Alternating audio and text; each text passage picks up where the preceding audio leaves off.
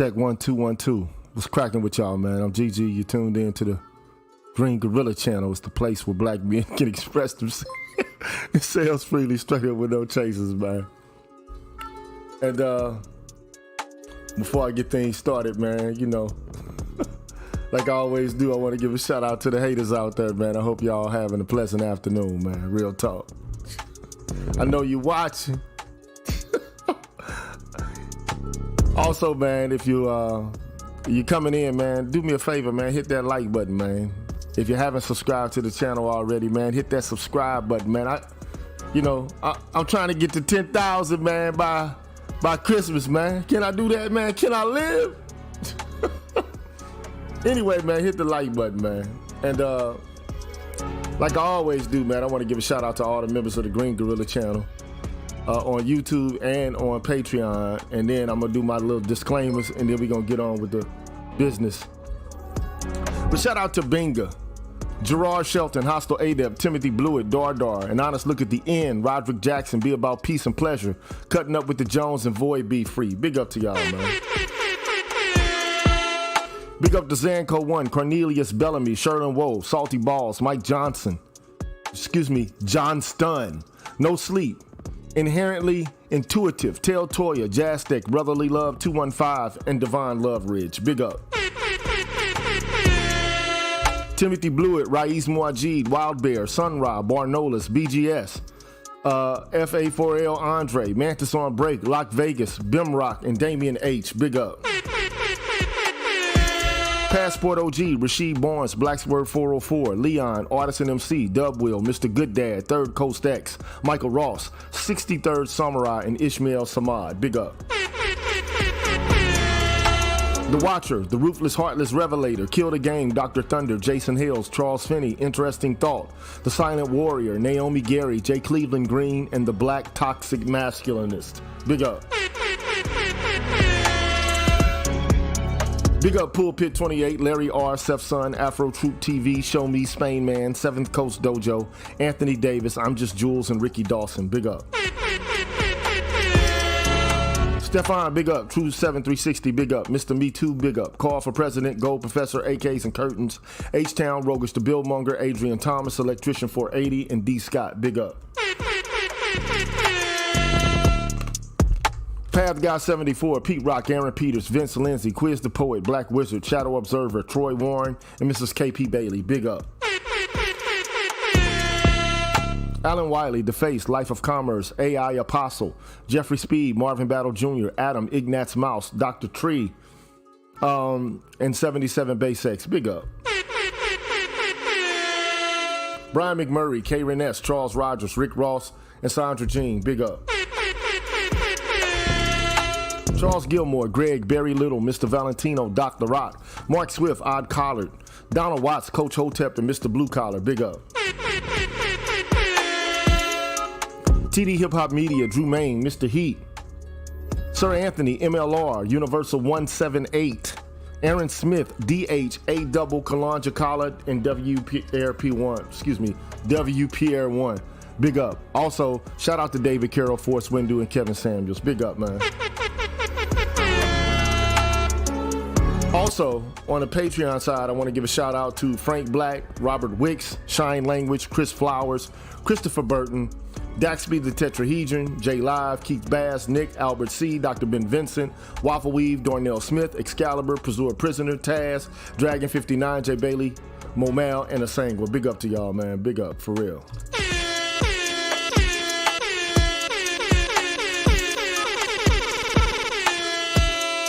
You deserve a round of applause, man. Thank you so much for supporting the Green Gorilla channel. I really and truly appreciate it, man. Real talk. But before I begin, before I even go into the commercial, man, I want to give my disclaimer, man. Look, the content that I do here, man, basically recognizes that both men and women can be either virtuous or vicious. So it doesn't want to stigmatize one sex or gender as the sole repository of wrongdoing or oppression. Also, in discussing the dynamics between black men and women, we acknowledge here on this channel that there are historical and contemporary forces that have interfered with and shaped our relationships. Also, we recognize that the Civil Rights Act was initially aimed at racial injustice, but it shifted to include gender and sexual justice, and has had implications that are different for different demographic groups, specifically black men. Also, from time to time, we'll touch on the system of welfare in the U.S. and its focus on female households, and I will explore often the consequences of this approach and its contribution to the phenomena typically described as the feminization of poverty. Also, the platform here provides black men a route, a conduit to openly discuss their experiences and concerns. And it emphasizes the right to address perceived, whether they're right or wrong, perceived neglect by various entities and persons, and the importance of a community space for dialogue, for shared experience and mutual support. Also, the space is dedicated to thoughtful, respectful, and in-depth exploration of the topics discussed. If you're looking for a quick fix, a quick solution, or wish to engage in disparaging or bashing participants and contributors, this is not the spot for you, man. You're free to disconnect and consume content wherever the hell else you like, man, that aligns with your values and your preferences. You ain't gotta be here, man. Also, man, lastly, I am not a leader. I'm not a politician, a counselor, a spiritual advisor, financial advisor, a psychiatrist, psychologist, a game coach, a life coach, a personal assistant, or any other role that may imply professional guidance or authority. In various domains, I'm here to hold discussions that may or may not lead to political action or reform. I argue that individuals are responsible for their own development and agency, and that your demand for me to undertake actions on your behalf based on my education or experience is a form of parasitism. Now, I'm doing what I'm doing for you out of the kindness of my heart and to the best of my ability, but to demand that I change the world to suit your taste, quite frankly, man, fuck you. I'm just gonna keep that a buck. Your participation should be rooted in personal curiosity, intellectual exploration, and independent thinking. And also, the views expressed here are based on the understanding of complex social, political, and historical context. They are presented for thoughtful consideration and reflection, and I encourage a respectful and open-minded approach to the content. Don't put a burden on me. I won't put any burdens on you. But anyway, man, having said all that, those are my disclaimers. And if you want to support the Green Gorilla channel on an ongoing basis, man, here's how. I'll be back after this quick commercial break. What's good, everybody? I'm the G with a PhD, and you're tuned in to the Green Gorilla channel, the place where black men can express themselves freely, straight up, no chaser. Today, I want to introduce you to my new membership program that consists of 5 levels where you can invest in the Green Gorilla channel on a monthly basis and receive level-specific perks. Memberships are special because they improve the quality of the content of the channel and will help me to be able to keep the channel going. Now, to participate in the Green Gorilla channel membership program, all you have to do is hit the join button, which is located right next to the subscribe button on my channel page. Now, for all of my subscribers who decide not to participate in my membership program, nothing will change. The content will keep coming the way it always has. Thanks for watching, and be careful out here, people. Bless. All right, man, we're back, man. I'm GG. Nobody important, man. Just here to give you some information, man. This is the place where black men can express themselves freely, straight up with no chasers, man. You know what I'm saying? And before I even start, want to give some recognition to Salty Balls. Appreciate you, sir. Thank you. Appreciate that donation. Shout out to Volcanus. Appreciate you, sir. Appreciate that. Shout out to Barry Little. He says, support your black male justice advocates and scholars. Appreciate that, sir. Appreciate that. Shout out to Ronan for the $5 super sticker. Appreciate that.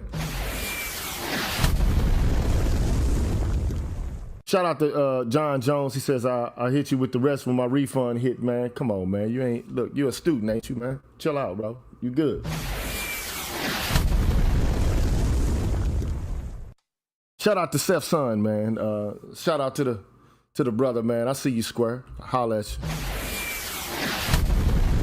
So moted be, man. So moted be. But anyway, man, having said all that, man, I want to push some buttons today. Typically, you know, I'm not really a partisan as it pertains to politics at all. Oh, and also, shout out to Perry, man. Appreciate that donation, man, from the Cash App. Appreciate that. Shout out to you, Perry. I'm going to like that. I like that. Thank you, sir. Appreciate that. So, look, today I'm pushing a few buttons. And, look, man, I understand, man. I get it, man. I'm mad, you know, at the B-dubs sometimes myself, you know what I'm saying? Like, I get, you know, angry. I get indignant. I have issues with, you know, what I consider to be favoritism, unjust policies, arrogance, ignorance, a whole host of issues. You know what the issues are, okay? And this is not, by the way, in case there's anybody out there who wants to say that it is, this is not some sort of political apology for the left. This is not what this is. I told you before, I'm not really a partisan as it pertains to politics. I think the left wing and the right wing are equally culpable for devastating the descendants of slaves in America, man. That's just my opinion, okay? Shout out to Dar. Thank you so much, sir. Appreciate that. Appreciate that. But I'm thinking to myself, man, the more I hear some of you guys, man, it's like real talk, man. No disrespect, man. But like, I'm like, man, you motherfuckers are so eager. A lot of you, man, it seems like a lot of you guys are so fucking eager, man, to denounce, deride, and stigmatize and, you know, speak ill of these chicks, which I get, man. Look, some of this shit is deserved, okay? But damn, don't fuck around because, you know, like you feel that these white boys is getting down and getting rough and tough on these chicks and that they're going to give you a pass, man. These people traditionally have been the type of people who will hog tie nigga, throw him in the back of the pickup truck and hang his ass from a fucking poplar tree. Real talk. I just don't understand why all of a sudden you think that these people have changed. Like, do lepers change spots? Do you think now all of a sudden they have some renewed or some kind of newfound interest in you and what's best for you in your life? Really?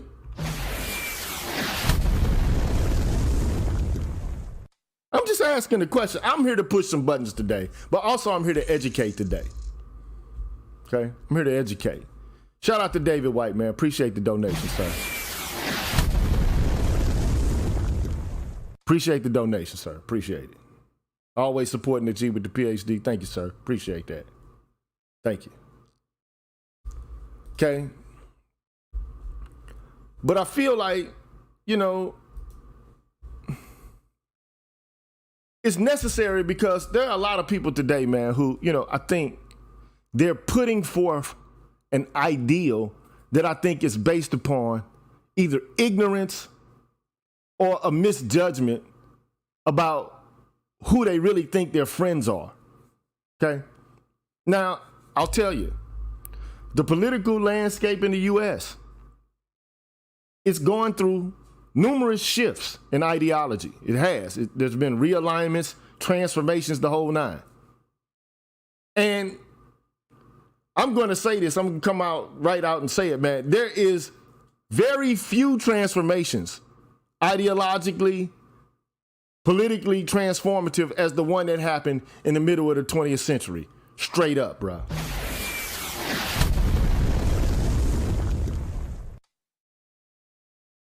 there was a shift in politics and ideology in this country, especially in the South, which was basically a move from, or a shift from, the Democratic Party to the Republican Party, man.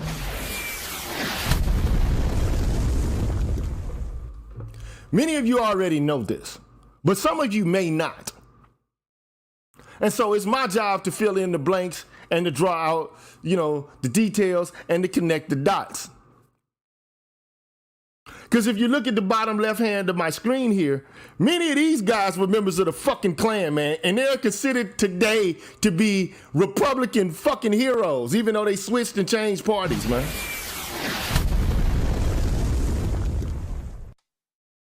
I just don't want you to get caught with your pants down and think you cool at the cookout and fuck around and find out. You know how the white boys say, fuck around and find out.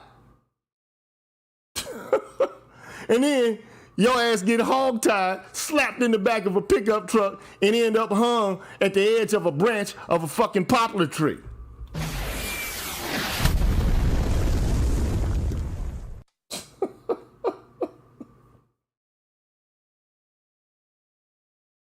I'm just keeping it a buck, right? Again, this is not an endorsement of the Democratic Party. You can vote for who you want to, man. You can do whatever you want to. You can have whatever political ideals you want. But when you have a political affiliation or you buy into a political ideology, at least understand fully what you're buying into, man. Now, the transition of the South and its move from the Democratic to the Republican Party was basically all done within the context of the civil rights era. Okay? And it really, if you really want to zone in on a president, you can zone in on LBJ. If you don't know who he is, he's Lyndon Baines Johnson, okay? And his administration. That's where the change began. But when I hear people talk today, I hear this, especially among people who are among the Blexits, right? No disrespect to you. I just want you to be informed. A lot of these people, they lead with this narrative that, somehow the Republican Party is the party of Lincoln. And what it does is, in the mind, it evokes this image of a party that's dedicated to the emancipation of slaves and a party that champions civil rights. But if you look at the history of how all of this unfolded, there's a more complex and a nuanced history. Okay? And it's true. The party's roots can indeed be traced back to anti-slavery sentiments. And it also can be connected to the abolitionist movement. This is true. The road from Lincoln, though, to the modern Republican Party is like a winding path. And there are contradictions there. And what I want to posit is, and put forth is, contrary to the image of Lincoln as an unwavering advocate for the rights of Black Americans, his stance was only pragmatic. He wanted to preserve the Union. That's it. That's all he wanted to do. He wanted to preserve the Union. And if you think about it, the Republican Party's commitment, even initially, to civil rights was something that went up and down like a tide, back and forth. Because there was no political consensus about what to do with the Negroes.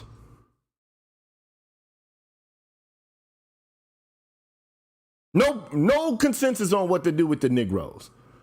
Also, the migration of some Southern Democrats to the Republican Party was in part driven by their opposition to the Democratic Party's embrace of the civil rights struggle.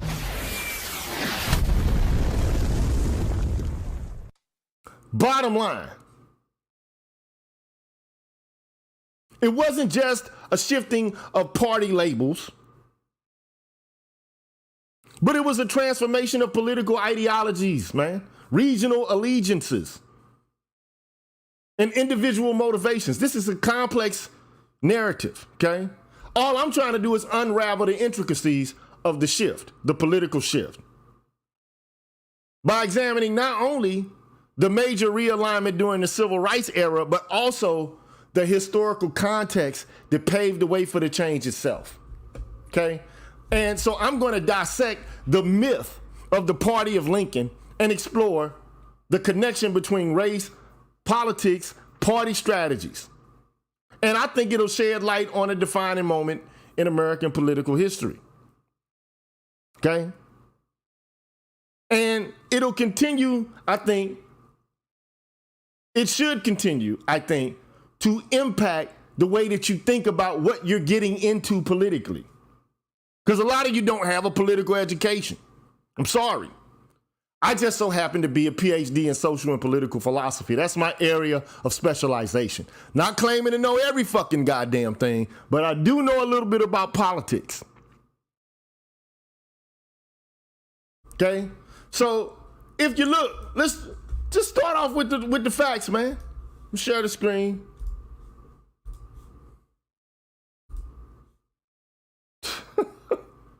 Here's Lincoln's own words, man. So this is before we even started to talk about the Party of Lincoln and how the Republican Party was initially the party that supported civil rights and things like this for black folks. Not to say that there wasn't a push to improve the lives of black folks, requisite with the strategy of putting the South in its place or the Confederacy in its place. There was, okay? But here are his words. This is Lincoln's own words. I am not, nor ever have been, in favor of bringing about in any way the social and political equality of the white and black races. That I am not, nor ever have been, in favor of making voters or jurors of Negroes, nor of qualifying them to hold office, nor to intermingling with white people. And I will say, in addition to this, that there is a physical difference between the white and black races, which will ever forbid the two races living together on terms of social and political equality. And inasmuch as they cannot so live, while they do remain together, there must be the position of superior. I am as much as any other man in favor of having the superior position assigned to the white race.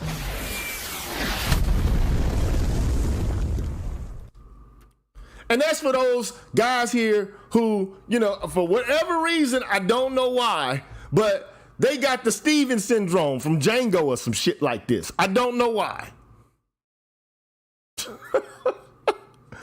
It's like you're knee-hugging white motherfuckers in the Republican Party, and I don't know why.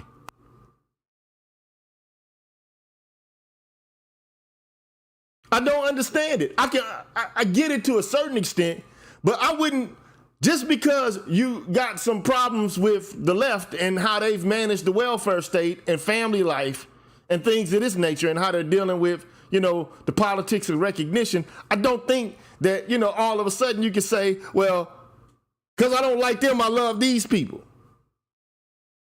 Why is your nose so wide open for these motherfuckers? I just don't get it.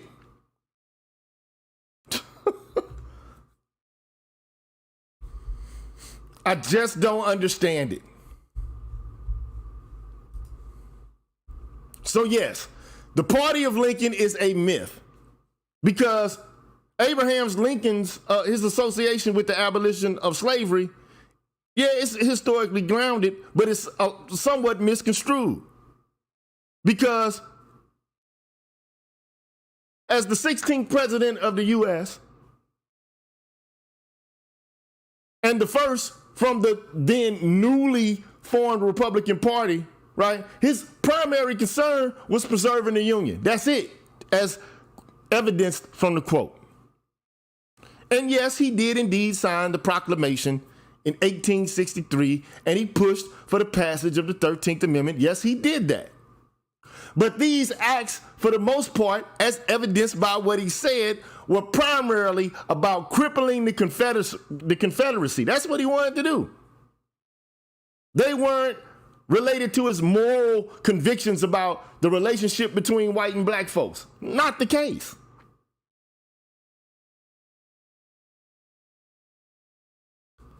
Again, his own writings and speeches reveal his true, his true idea about the races.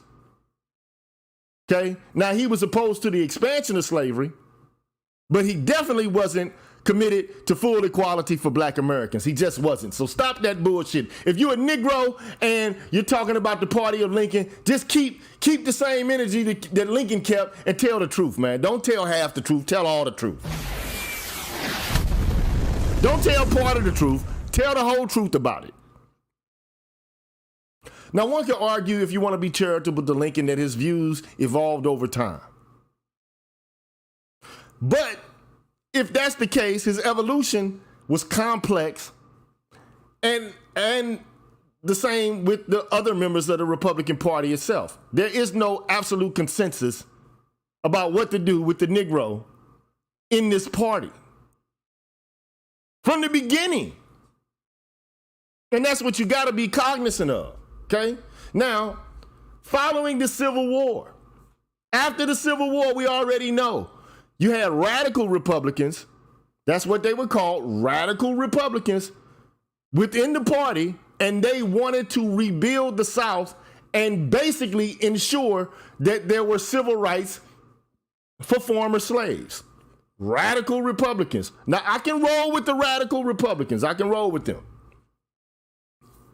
I'm not going to get too deep into them because they're not the subject of the conversation. Okay? But even amongst them, and even amongst the party as a whole, because the radical Republicans were not the only people within the party, but suffice it to say, the commitment for civil rights for black people was not all that solid, because eventually what they ended up doing was compromising with the South in 1877 and ended Reconstruction. And basically, you know what happened after that. You got the black codes and then you get Jim Crow.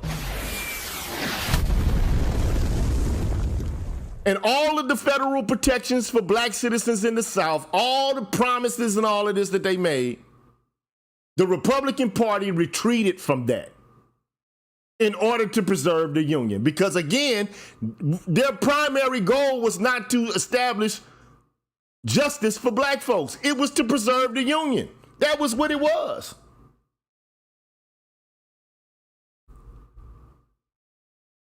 Okay? Now, the Republican Party transformed again in the 20th century with people like Teddy Roosevelt. Not Franklin, not the FDR everybody talks about with the New Deal, but Teddy, Theodore Roosevelt. And some people say, well, you know, he was more progressive, but he still took a racially complex stance. He was a product of the times. And though the Republican Party in the early 20th century, you know, even though they supported some key civil rights measures, and even under President Eisenhower, it was no longer as it was during Reconstruction the absolute standard bearer for civil rights. It began to transform. So the idea of the Republican Party as the unwavering party of Lincoln is a myth. It has been used as a point of pride and a political tool, but the history of the party reveals that it's changed. It's evolved. And sometimes it's contradicted itself in terms of race. So from Lincoln's schizophrenic concepts about what to do with the Negroes, the party's abandonment of Reconstruction, the embracing in the earlier 20th century of conservative ideologies, and making appeal to disaffected upset, disgruntled Southern Democrats, the image of a party that's dedicated to the rights of black Americans, it doesn't hold. So stop the fucking cap, man.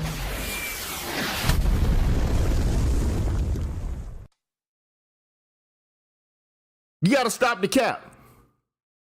So all I'm saying is this complex reality of the party shifting its stance and changing, it sets the stage for a deeper understanding of what happened in the middle of the 20th century, in the 1900s, right? And the motivations behind it. The Republican Party and its journey from Lincoln to the modern era is not a straightforward path. It's one that reflects the broader changes of American society, politics, and racial attitudes in general. So we got, now that that's out of the way, stop the cap about the Party of Lincoln. Just stop that shit. Don't do it, man. So if you're a black conservative, I don't want to hear you talking about, how some of these, Larry Elder or any of the other neo-cons, this blacks, talking about how the Republican Party was so much for blacks. Man, cut the bullshit out, bro. Stop it, man. Stop it. But this leads to, and I was talking about this issue earlier, the New Deal. If you want to start talking about the 20th century and the early 20th century.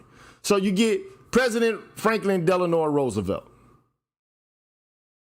with his New Deal, which was aimed at dealing with the economic hardships of the Great Depression. So, true, it brought about some substantial reforms and some significant social programs. But it also began to sow the seeds of discord among Southern Democrats. They didn't like the New Deal. The Southern Democrats did. Now, historically, the Democratic Party had been the dominant force in the South.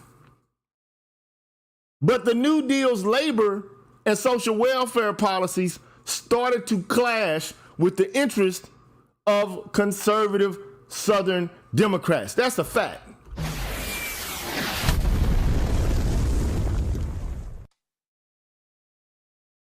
The New Deal created a rift.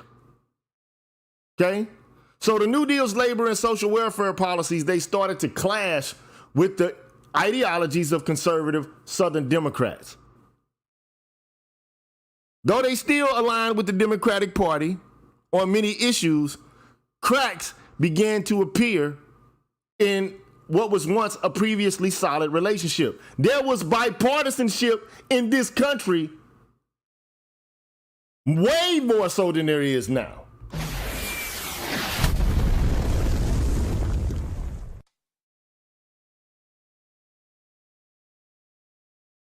Okay?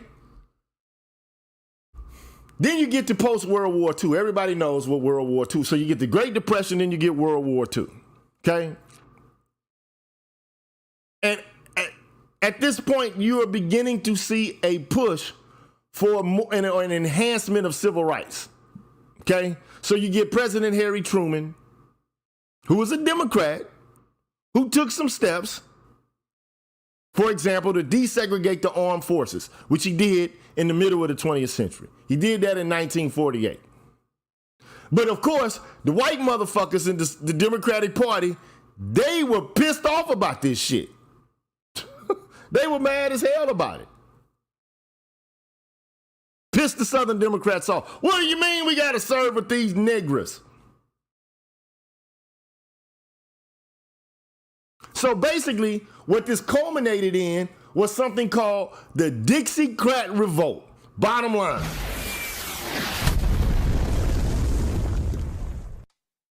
The Dixiecrat Revolt. And it was a faction that ran a separate presidential ticket in protest to what the Democratic Party was doing in general, because of what Truman did to desegregate the armed forces, amongst other things. Okay? And it just seems like there was a general thrust, right, by even Eisenhower, Ike. If I like Ike, you like Ike, whatever. President Dwight Eisenhower, okay? He was a Republican, though. And he wasn't like this big, fat civil rights advocate, but he did sign into law the Civil Rights Act of 1957, okay? And he supported the Brown versus Board of Education decision. He did that, okay? Now, these actions aren't radical, but still, they did not line and match up with the conservative ideologies of some of the Southern Democrats, the Dixiecrats. So this is, like in the 50s and shit like this, okay? So then comes Senator Barry Goldwater, okay? A conservative dude from the early 60s. And his rise further highlighted this growing divide amongst what was going on in terms of the Democratic Party.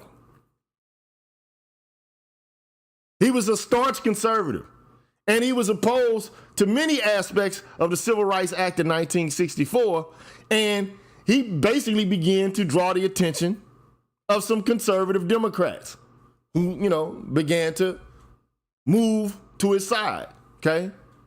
Now, it must be noted, like, Goldwater's presidential run in the 60s, in 64 actually, it didn't succeed. He failed, okay? But his campaign planted the seeds for a conservative movement within the Republican Party.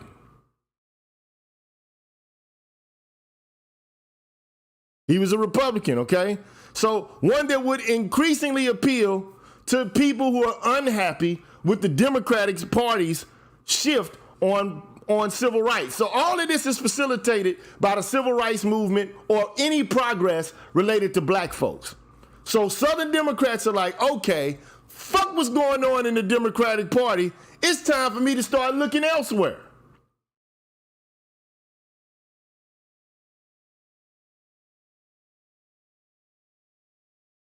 And the catalyst for all of it is, let's keep it a buck. We don't like civil rights, man.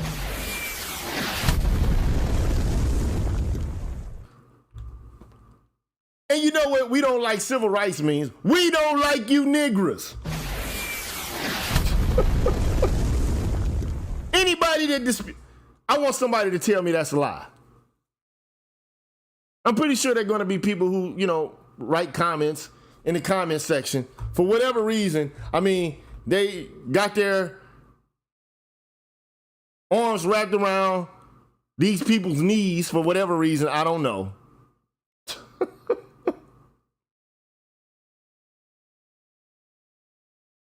But you gotta be aware of like how the parties shifted and the catalyst for it.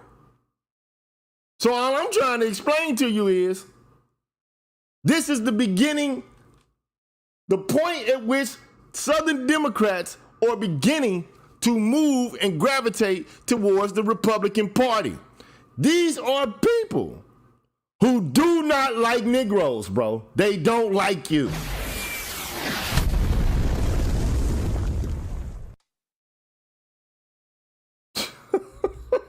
Now all of a sudden, you think they love you now? All I'm trying to say is, man, don't fuck around and find out yourself in a spot where the shit begins to morph and to change like the movie Get Out, and then your ass somewhere in the sunken place somewhere.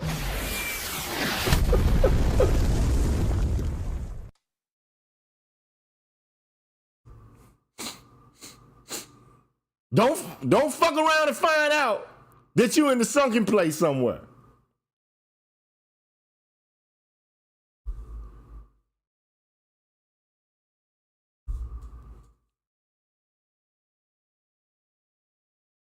So you got these conservative elements in the Democratic Party, especially in the South.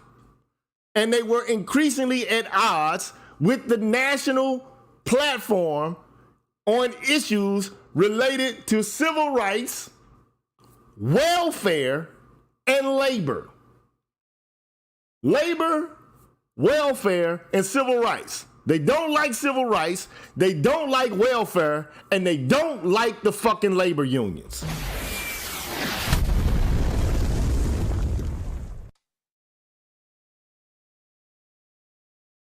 Now, at the time, the Republican Party was still diverse and not yet fully aligned with conservative Southern ideologies. But it began to offer an alternative platform, and the stage was set for a more significant transformation, which would come into full view during the era of Lyndon Baines Johnson. Which is why I say most of the transformation arises with President Lyndon Baines Johnson. So, like, everybody knows that John F. Kennedy got assassinated, and he was the VP, LBJ was, so he assumed the presidency, and he was a Southerner, okay? And he had a lot of political experience. And I guess in his mind, he thought he was, to some degree, doing what he thought was the right thing, right? He understood that there was an urgency related to civil rights, and he seized the opportunity to push for some pretty significant reforms. Now, the record is still unclear about, like, his true sentiments about race, but, I mean, come on, man, like, he's a white dude, man. From the South, man. You know where he grew up at, man. You know what he grew up seeing. But anyway, he ended up signing the 64 Civil Rights Act into law. Now, in my viewpoint, you already know what I consider to be some of the problems associated with the 64 Civil Rights Act. I've been talking about it. And when it included sex and gender into it, it handicapped its ability to actually contend with the issues of race in a substantive way, okay? And ultimately, it allowed women to hijack it, white women in particular, okay? But anyway, he signed this law, and it outlawed, quote unquote, outlawed discrimination based on race, color, religion, sex, or national origin. Then he came with the Voting Rights Act. And, so this led to a split because he was a Democrat, okay? It led to a split. So LBJ went down the path of civil rights, but it created tensions. And Southern Democrats felt alienated by the direction that the party was moving in at a national level. And they felt that it conflicted with their conservative viewpoints, especially on issues related to race.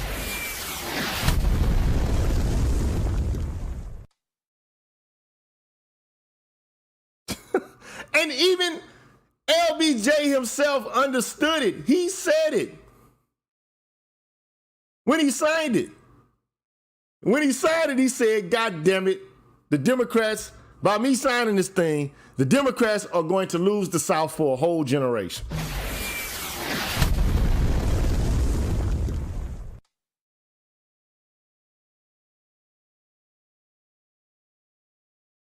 He knew what the impact was. Damn. Because he knew he's from the South. He knows what's cracking with the South and these people, man. He already knows. Damn, we lost them. So guess what they did? So you got the Republican Party, they basically were like, okay, here's our opportunity now. We're going to capitalize on the discontent of the Southern Democrats, and we're going to develop something called the Southern Strategy. And Richard Nixon was the one who adopted, and Lee Atwater was at the helm of it. And there you got some knee-hugging Negroes who are going to deny that this occurred. Oh, did nothing happen? Oh, didn't nothing happen? Wasn't that no happening? Come on, man. Cut the fucking malarkey out, bro. Stop it.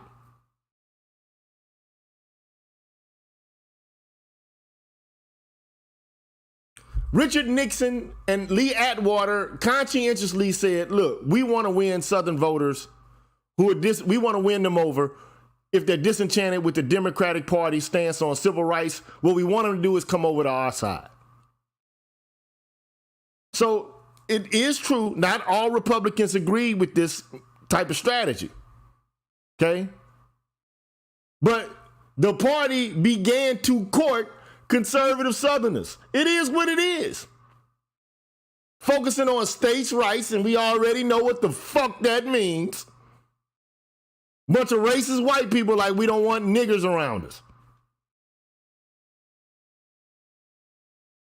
Law and order things, which means lock these niggas up. And that resonated with Southerners who are unhappy with the Democratic Party's national, direction on civil rights. Okay? So this had a long-term impact. So this kind of transformation wasn't immediate. Okay?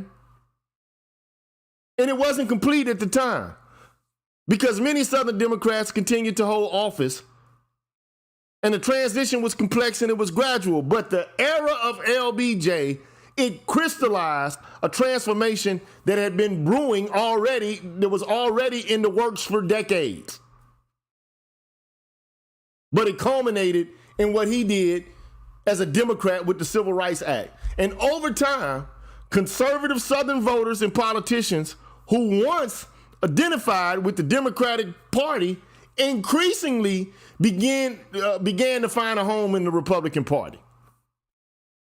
Now, it ain't no fucking strange secret that these Southern Democrats from the South were fucking members of the Klan, man. It is what it is.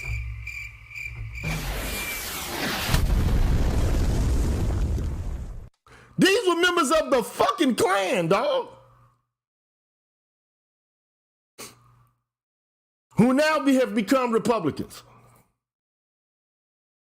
Because they don't like the direction or the trajectory of the Democratic Party along the lines of labor, welfare, and civil rights. And all I'm trying to do is tell you, this legacy continues to shape American politics. And it demonstrates how parties can change, realign. But the myth of the party of Lincoln, it has to give way. You have to discard that shit. I don't want to hear this anymore. It has to give way to a more intricate reality. Because parties are not static entities. They are fluid and dynamic. They shift and change. They're protean.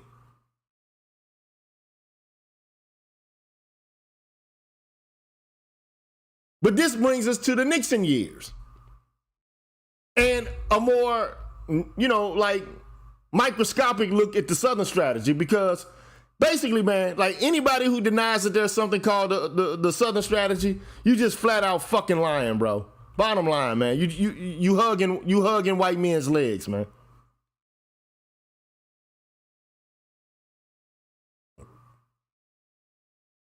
Stop hugging legs, man.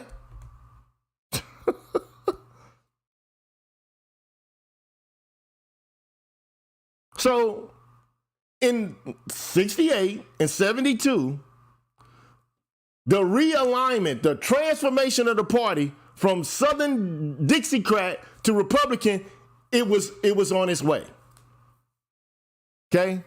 And they appealed to conservative Southerners' discontent with the Democratic Party's progressive stance on civil rights, and Nixon successfully captured a large portion of the Southern vote with the Republican Party, using the Southern strategy. This is where the party began to realign, okay? And then years later, you get Reagan. And the transformation continued, right? And he had a presidency in 81 through 89. He was elected twice, right? And here you get this rise in modern conservatism within the Republican Party. And then, Reagan, he talked about traditional values, limited government, strong national defense, and all of this shit. Okay? And, you see Trump doing the same shit, you know, like, let's make America great again. Let's get back to the traditional values. Let's get small government, which in the face of civil rights, what does it fucking mean to have a limited government in the face of a party that's trying to jockey for civil rights? Meaning, let's expand government to deal with the problems related to injustice that black folks have suffered from through slavery, Jim Crow, segregation, and the like. Fuck that. We need smaller government. We don't need these motherfuckers telling us we need to respect these niggas.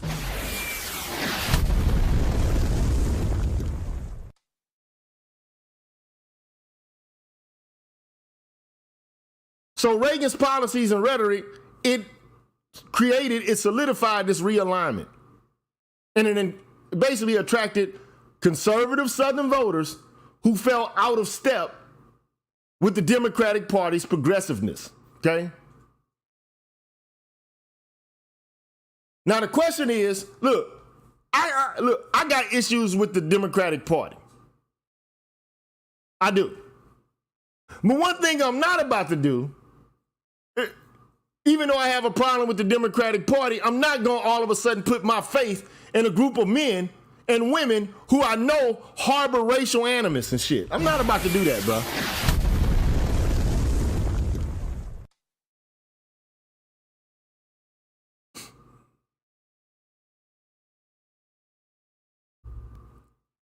But the problem you guys are making is this, and I think it culminates in Chukwue's comment. Here's the error in your logic.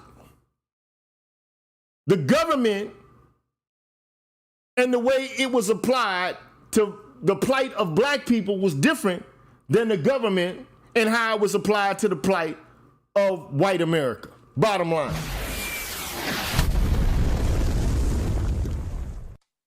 There's a difference. Now I have my issues with the welfare state. I talked about it on my last live stream where I talked about where's the daddy at. So I already know, but I don't have rose-colored glasses on when I look at any party, either the Democrat or the Republican Party.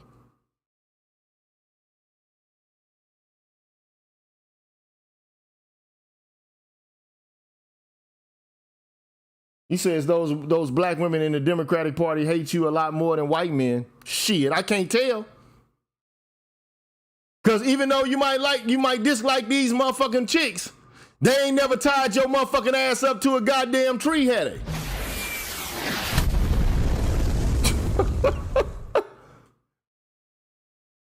Now, I'm not saying that, look, I got my issues with the left.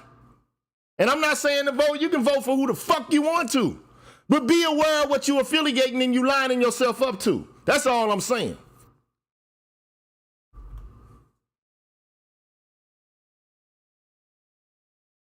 All I'm saying is be careful of who you cozying up with. Because if you get bit by a motherfucking snake, don't argue. Well, I didn't know it was a snake, motherfucker. These motherfuckers are treacherous, bro.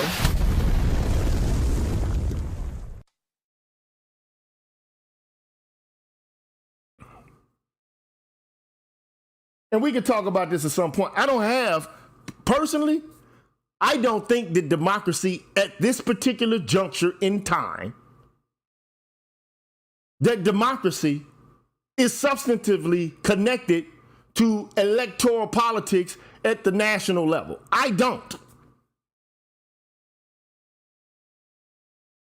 Because the social elites, the political elites have weakened the very franchise itself and what it signifies and the power that revolves around it. But that's just my opinion, okay? But at the end of the day, man, we already are in the aftermath of post-Reagan politics, man, because both parties are evolving. The Democratic Party embraced this progressive, multicultural, recognition-based platform, but the Republican Party increasingly identified with conservative and sometimes populist values, like what we're for the little man. But I think that's all cap, Because the conservatives and limited government elites, they don't give a fuck about the little man. They'll just make promises to the little man and appeal to his sense of racial superiority and then keep it pushing. Once the vote is garnered, keep it pushing. But what you have now is increased political polarization, the likes of which you've not even seen in history in this country. And the parties have become more ideologically rigid and homogeneous. People aren't working across the aisle. They're working at cross purposes. There's no spirit of goodwill. And people, who hold different views and different kind of ideals in both parties. There's like party ideology, and you got to study and learn it. It's like it's dogma of some kind. This is a new phenomenon in American politics. But anyway, so the era of conservative Democrats and liberal Republicans is over. Pretty much done. Tell me who's the liberal Republican.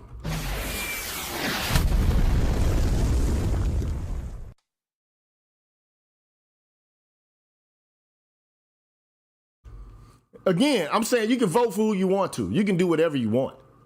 But don't try to tell me that the Republican Party is a progressive party that loves Negroes. It doesn't, man. That's a lie.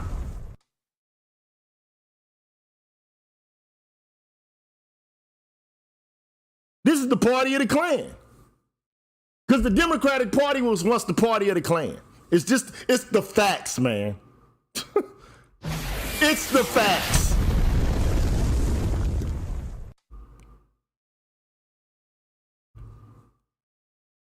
So be careful at the cookout, nigga. That's all I'm saying. Be careful while you fucking around with your boys, your new partners and shit, because you can fuck around and find out and your ass end up tied up to a motherfucking poplar tree, nigga. Go ahead. All I'm saying is today, the legacy of the mid-20th century transformation or the realignment shapes the two major political parties in the United States, man. The Republican Party's transformation from the so-called Party of Lincoln to its modern conservative incarnation is a complex journey marked by numerous historical milestones. It reflects not only changes in political leadership and strategy, but also deeper societal shifts, regional dynamics, and evolving ideologies. The notion of the Republican Party's profound racism, as alluded to earlier, can be understood within this multifaceted historical context. But to say that it hasn't realigned, and that the people who were once Southern Democrats who were staunch segregationists and racists, to say that they are not now the people who hold chief positions and ideological, doctrine within the Republican Party, that's a lie.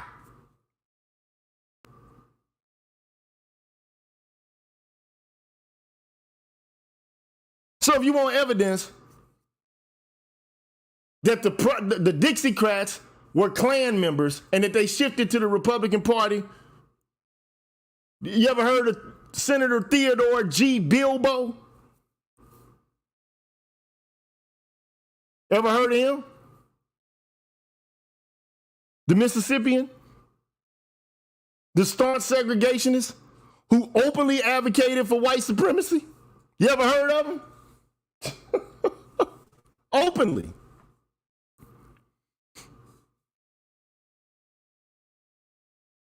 You want to know more about it? I left the link in the chat. It's the first link. You can go look and see who he is. Strom Thurmond, like angry.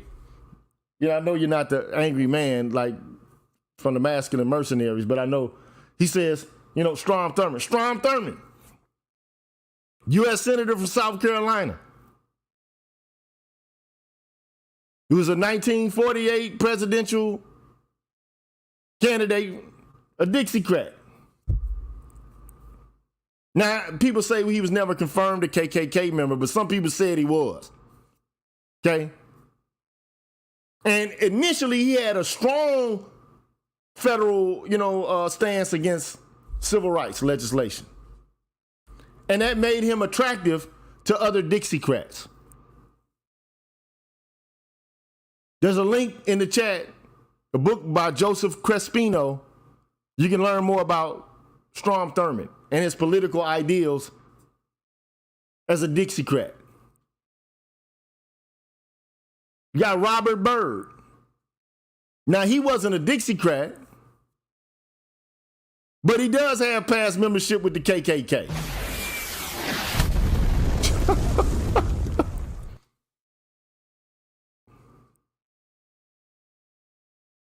Then, they all they all start singing, I once was lost, but now I'm found. I was blind, but now I'm see. They all start singing Amazing Grace. I changed. To link to him and his platform and his ideas as well.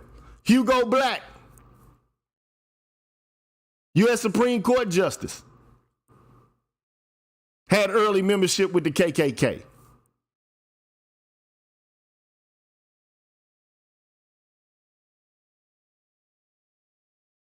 But, he also sings the Amazing Grace song. I changed.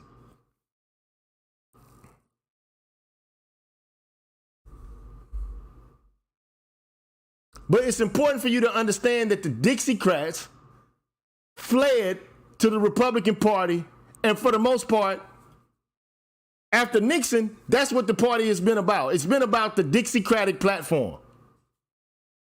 It is what it is. And yes, and if people don't know, Strom Thurmond, the Dixiecrat, as far as I know, was Joe Biden's mentor. And by the way, Bill Clinton ran as a Dixiecrat, and he also utilized, him and Clinton both used the Southern strategy. Yes, they did.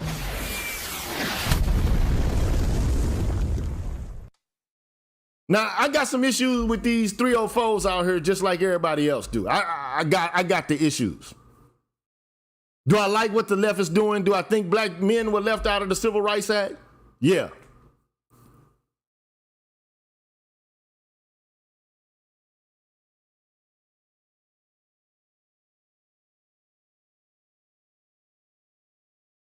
But look, man, all I'm trying to say is be careful, man, of who the company you keep. I don't want to find you in the sunken place, my guy. With your cranium cracked into pieces and shit and another motherfucker occupying your body.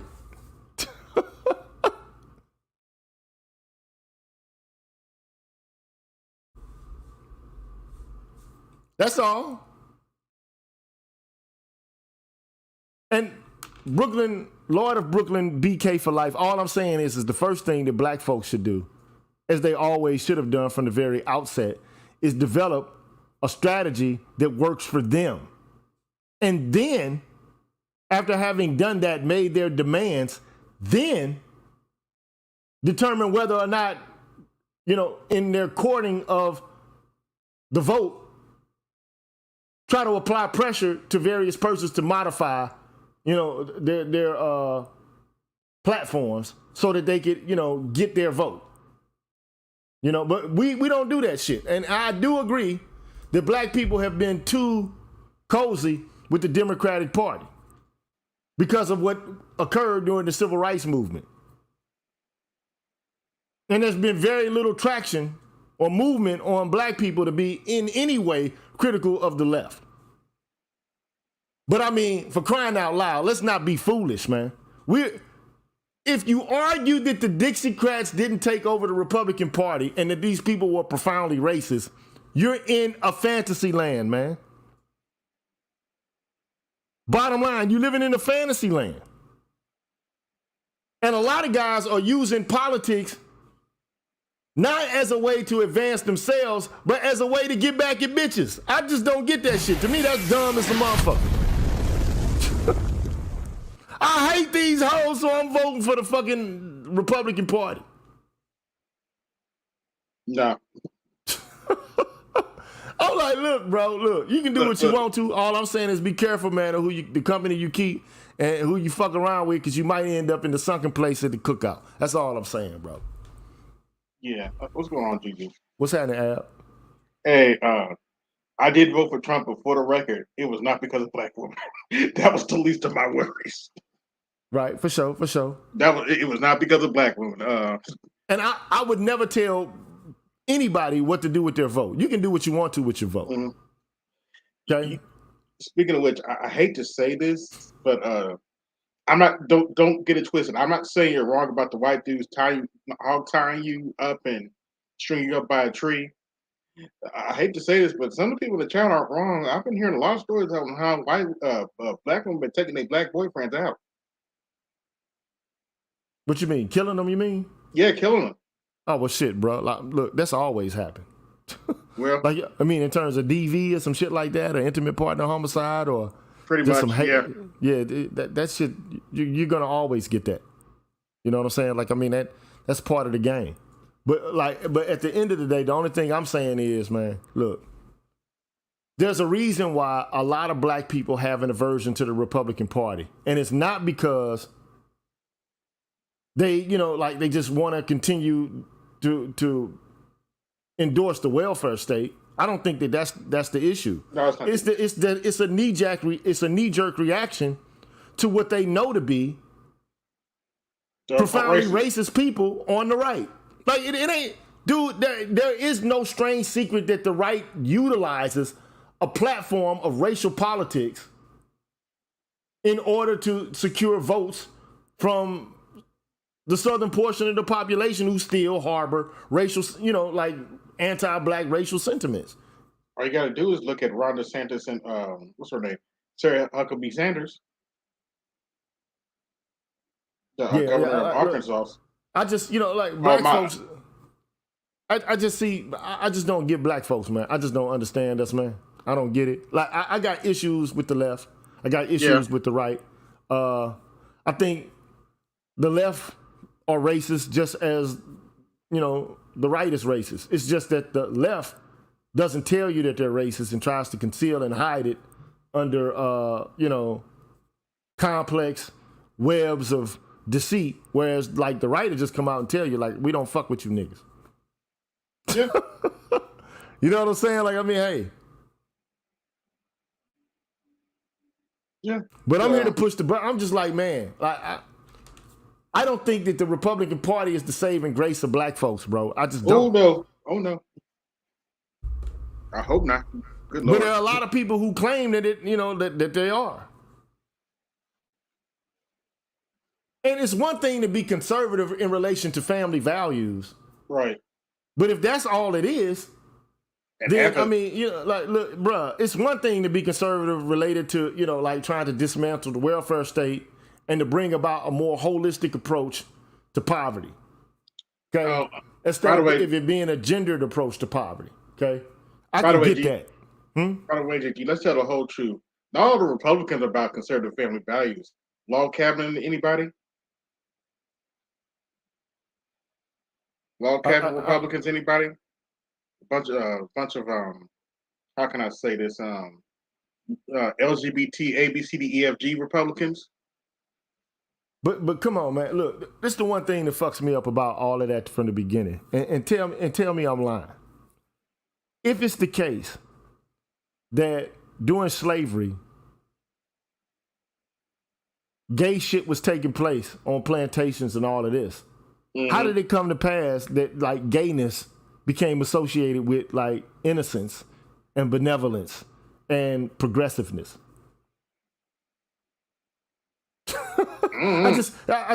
White people have always been queer, and queerness has always been a part of conquest. Oh dear. Okay. I mean, among some nations, especially this one. Like, I mean, you kill people, you fucking rape them. And there's also homoerotic conquest. It happened. Yeah.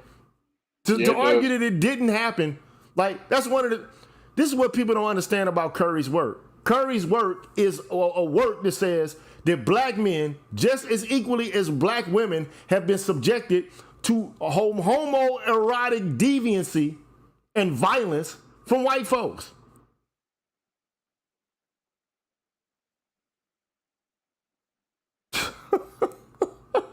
Yeah, but nobody wants to acknowledge it. Nobody wants to acknowledge it or talk about it or discuss it because it takes away from the visibility of black women and their intersectionality because, like they were women and they were, they were the ones who were subjected to assault.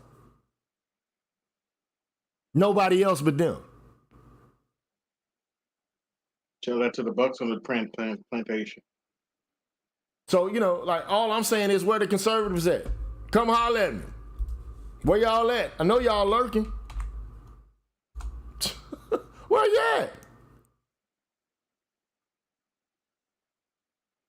You act like there's no problems associated with the right, just because there are problems associated with the left. I just don't understand the strategy. I'm asking for a clarification on the saliency and the shrewdness and the cleverness of the strategy. Because I don't understand, I don't see how it's clever. I don't see the cleverness in it.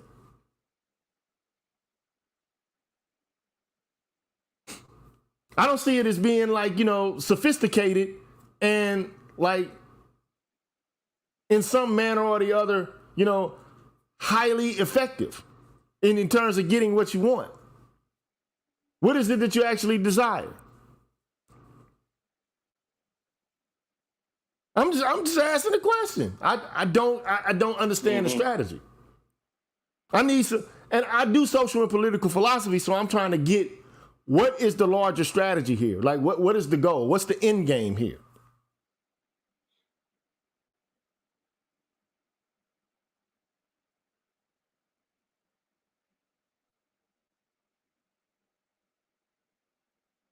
Yeah. Nobody will tell me. I don't like what to get lower taxes for yourself? Like what is it? Or because there's an aversion to like the I can understand like social values can create tension, right?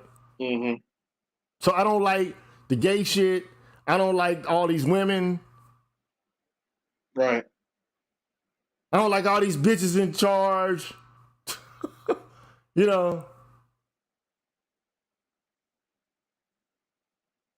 Is that it?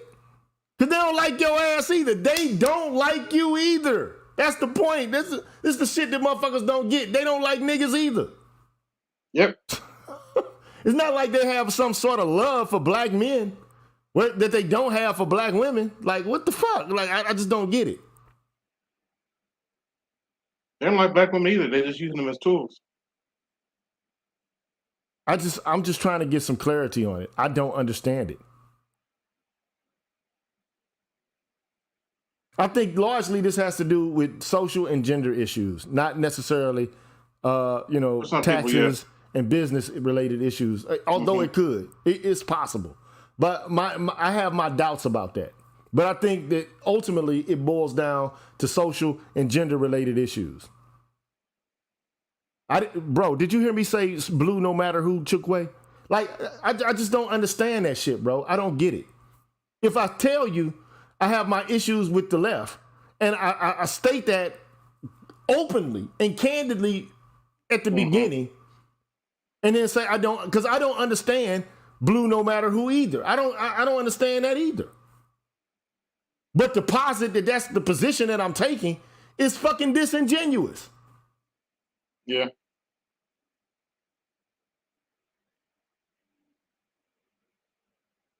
If you listen to my videos recently, I'm telling you what the problems with the left are.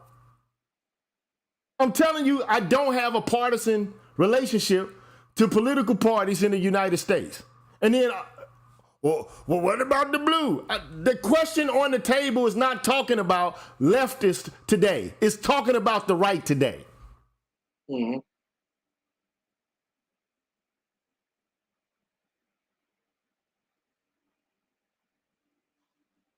Come up and have a conversation, bro.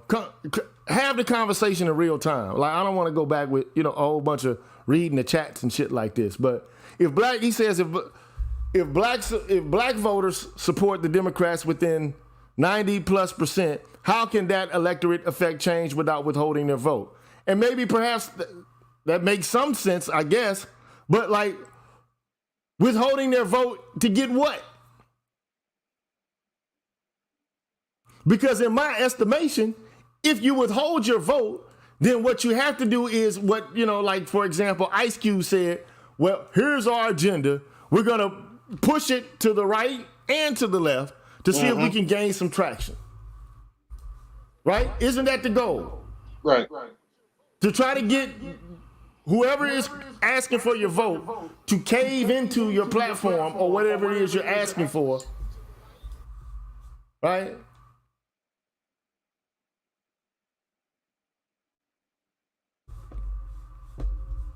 And this I think is just plainly false. Most white people don't care enough to dislike you. I just don't believe that that's the case.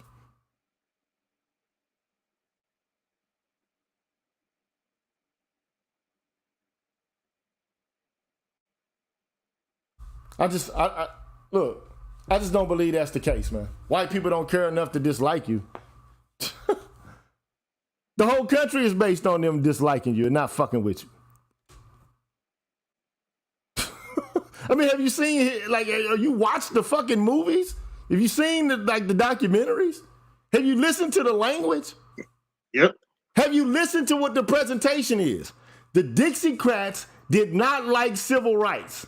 So guess what they did? They began their own faction within the Democratic Party. And ultimately, they began to defect to the Republican Party because the Republican Party began to court them, predicated upon their distaste for race or civil rights policy, labor policy, and the welfare state.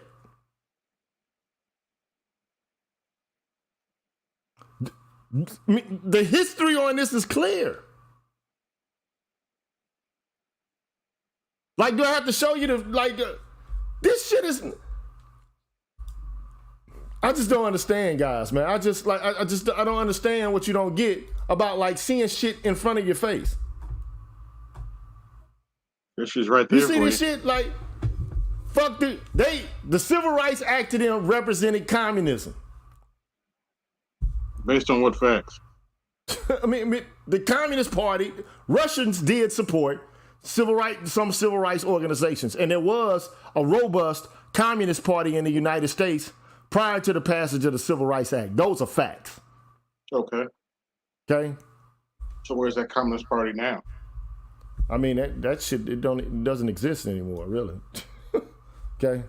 But I mean, for crying out loud, man, these people are like, we don't want you niggas in our schools. Oh yeah, I don't understand what you guys don't get.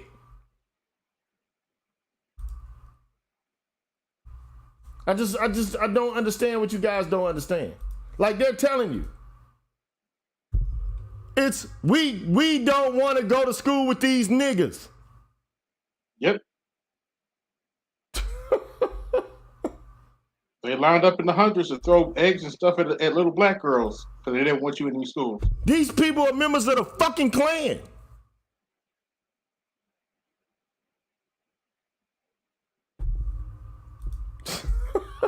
These motherfuckers, the South.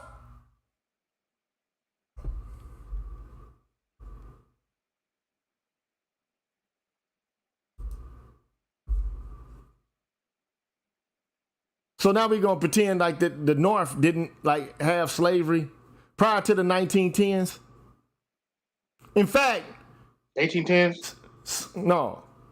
Because this guy's saying like slavery prior to the 1910s, most schools in the U.S. were like integrated. Slavery ended in the fucking 19th century in the North. Because you had slavery in the fucking North.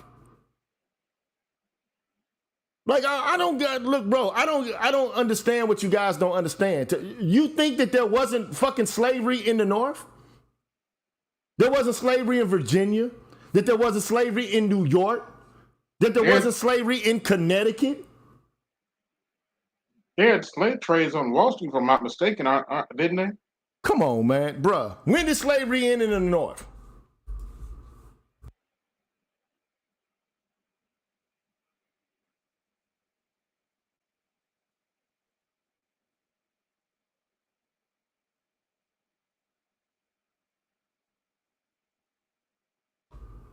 Like the early 1800s or some shit? Come on, man.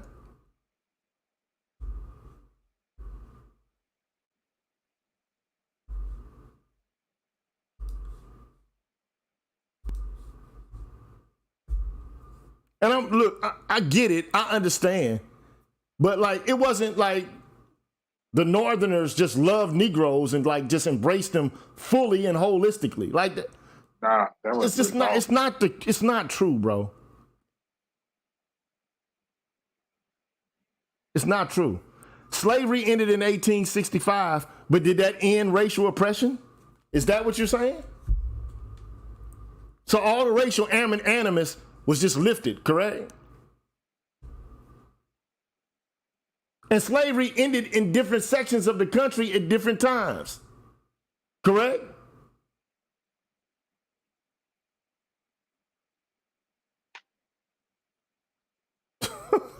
I mean, like, I'm asking. Intuit, what's going on with you, man? Talk to me, man. What's going on?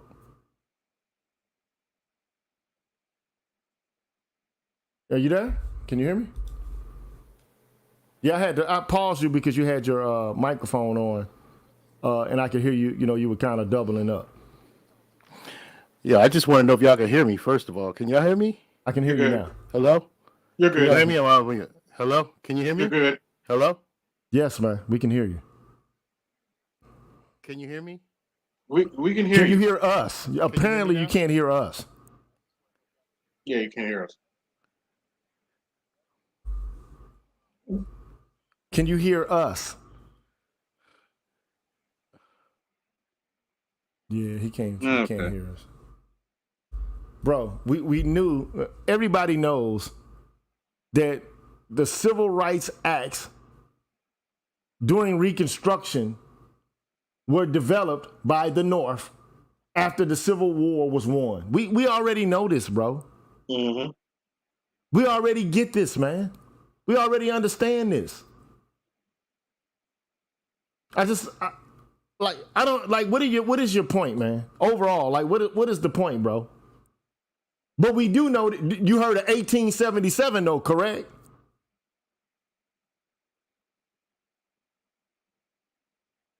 What was that? Since you know all about the 13th, 14th, and 15th Amendments, you do also know about 1877, correct?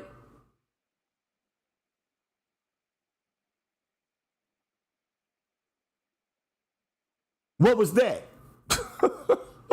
It's called the Great Compromise, where the North reconciled with the South.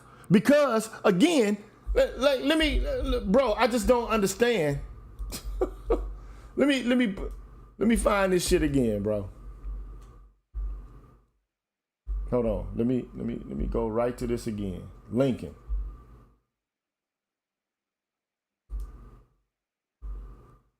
Let's go straight to Lincoln. Mm-hmm.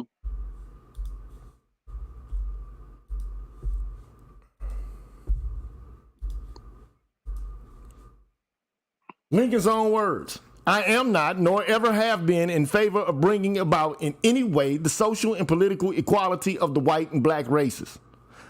That I am not, nor ever have been, in favor of making voters or jurors of Negroes, nor of qualifying them to hold office, nor to intermingling with white people.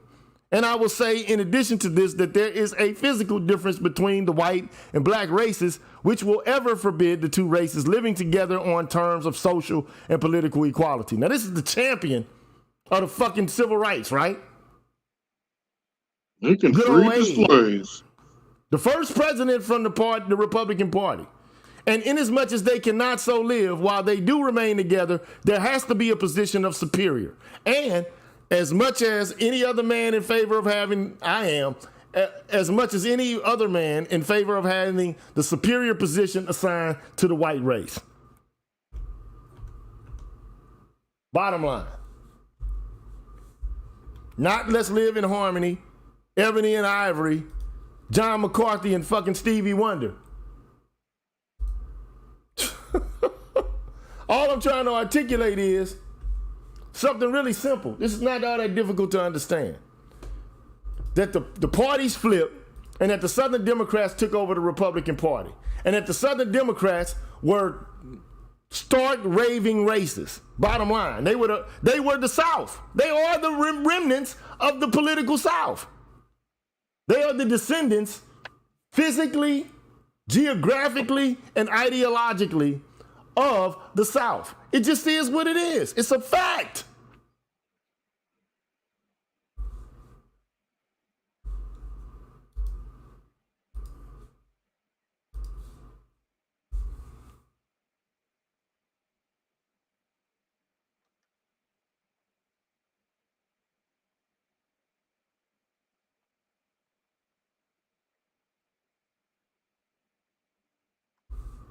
I just don't, dude. I don't understand what you're talking about. Like, I don't understand what your points are about anyway.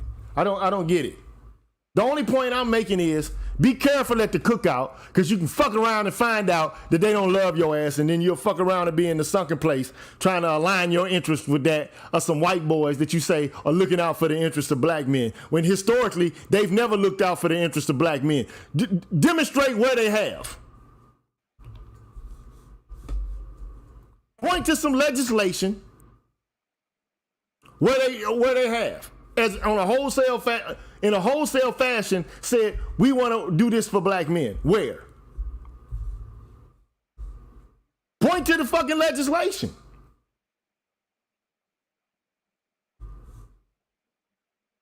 That's all I'm saying.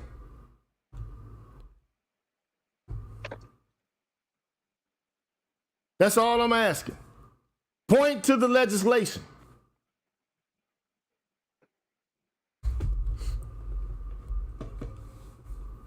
And that's all I'm asking. That's all I'm saying. We shouldn't allow ourselves to be political football. A political football. That's all I'm saying. And don't put your faith in the Republican Party all of a sudden like, oh, I love Larry Elder. Fuck Larry Elder. Oh, the professional coon? Like spewing lies about like how progressive like people on the you know the right are, the conservative right are. Them people are not progressive at all, man. They not looking out for your interests. They don't give a fuck about you.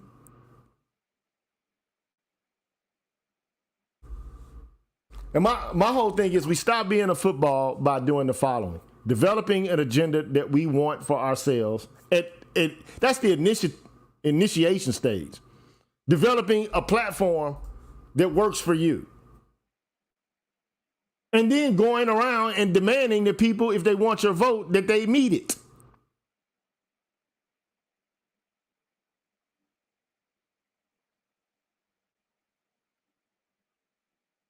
It ain't just Ice Cube. To me, it don't. Ice Cube is just one guy. But I mean, he isn't wrong.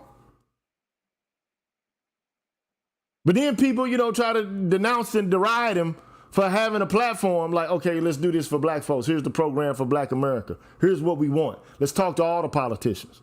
Oh, we just want to talk to... Well, of course, like, intersectionalists are going to, you know, basically try to shame Ice Cube because they're getting what they want out of the Democratic Party. It works to their interests.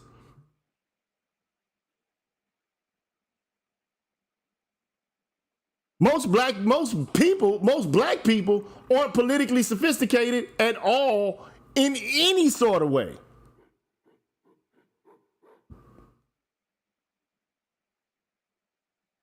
That's my viewpoint. Most people are not most Americans aren't politically savvy to begin with. But black Americans are just absolutely aloof as it pertains to politics. All we do is sit there and talk about, like, it's like you ever watch the game on Sunday? And then you start talking about what plays they should have run, what they should have done. That's how we do politics in America, man.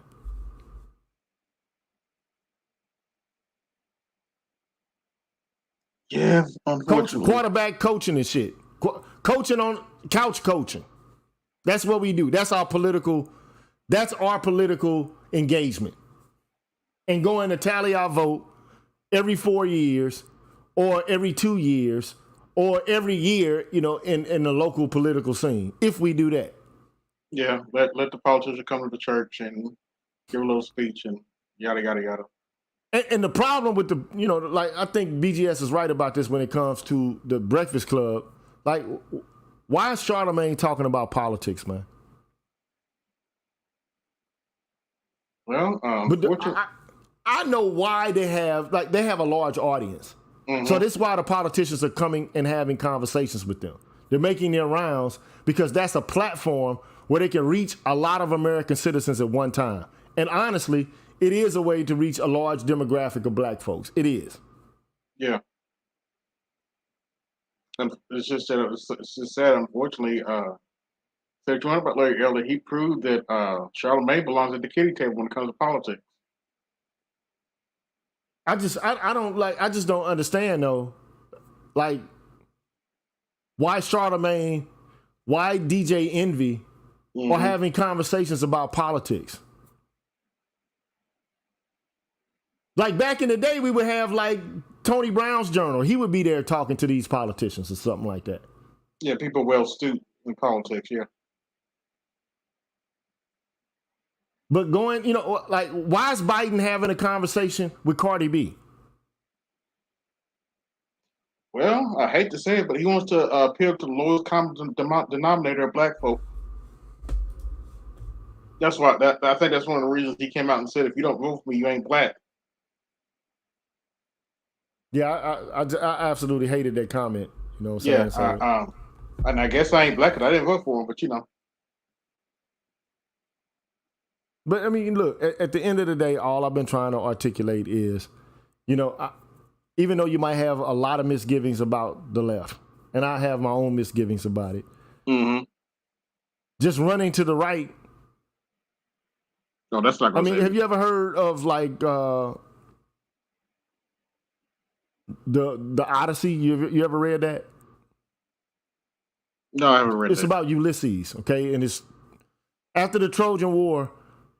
Ulysses and his men, set out on a voyage to go back home. Yeah, I've read it. I'll take that back.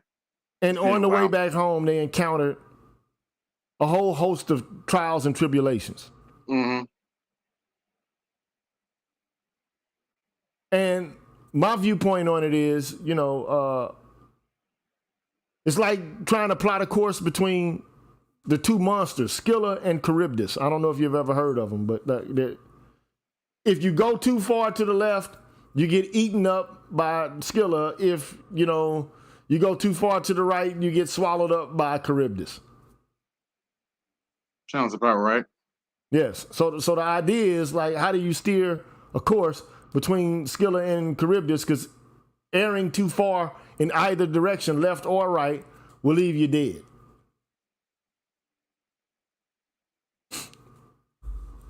But, Trump was, I guess he was charismatic to a certain extent. My personal taste is, I don't trust Trump, man. Oh, yeah, he's a prick and a criminal. The scary part is he still has a chance to win this election. But, I mean, when it comes to politics, man, I think political activity is best engaged in when it's outside of the normal parameters of business as usual in terms of politics. There's a political scientist, his name is John Dryzak. And I just happen to believe what he says is about politics is actually true. I can pull it up.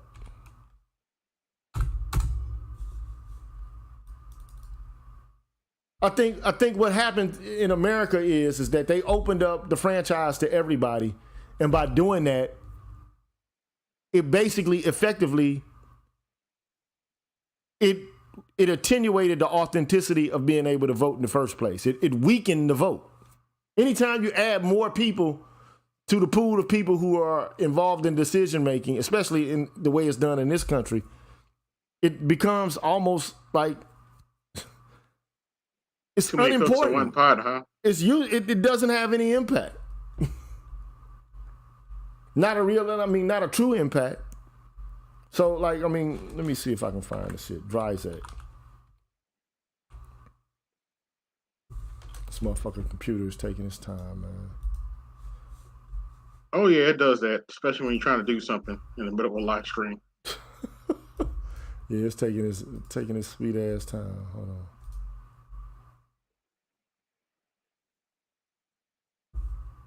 Yeah, so this is what he says. Okay,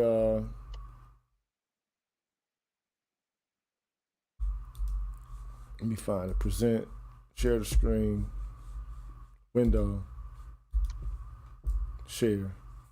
All right, so anyway, this is a book I wrote. So anyway, according to John Dryzak, the pervasiveness of instrumental rationality is what constricts the ebb and flow of the democratic process, meaning technocracy, or like strictly thinking in terms of efficiency and productivity is what prevents like democratic pervasiveness from the democratic process from doing the work it's supposed to do. So what you need to do is define areas or pockets where you can supplant instrumental rationality. Okay, so I think he's accurate about this. So if I keep looking,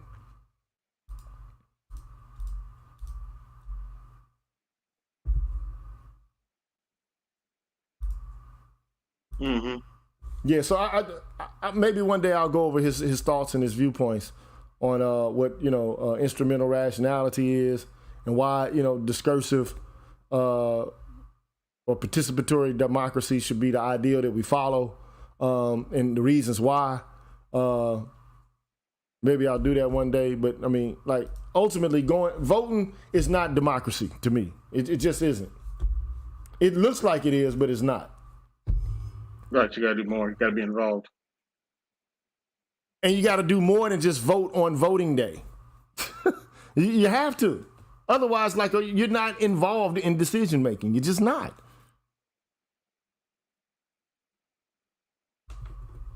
So at the end of the day, I don't know if Trump's going to be the president again. He may not. We can see. You don't know too far out to really tell. We'll see. But anyway, man, I just wanted to say that I ain't got to be here all day, man. A lot of most people, I guess y'all afraid to talk politics. But like at the end of the day, for me, I'm not saying you can vote. I'm not telling you to vote for who to anybody, for anyone, or not vote for anyone. I think the Democrats are sneaky with their kind of like subterfuge of black interests, whereas like a lot of the people on the right are just outright, like straight up and down, like I tell you.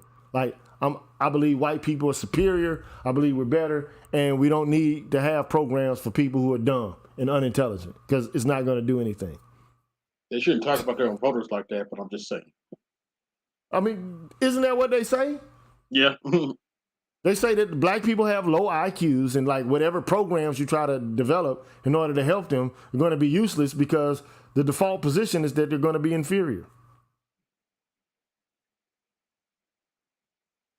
Then you got black people or people of African descent who kind of echo the shit. Like, for example, Myron from Fresh and Fit. Like, oh, well.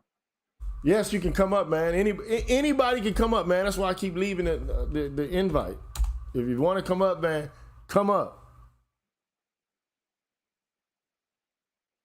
If you desire to come up, come up. But let's get it in because I'm trying to be done, by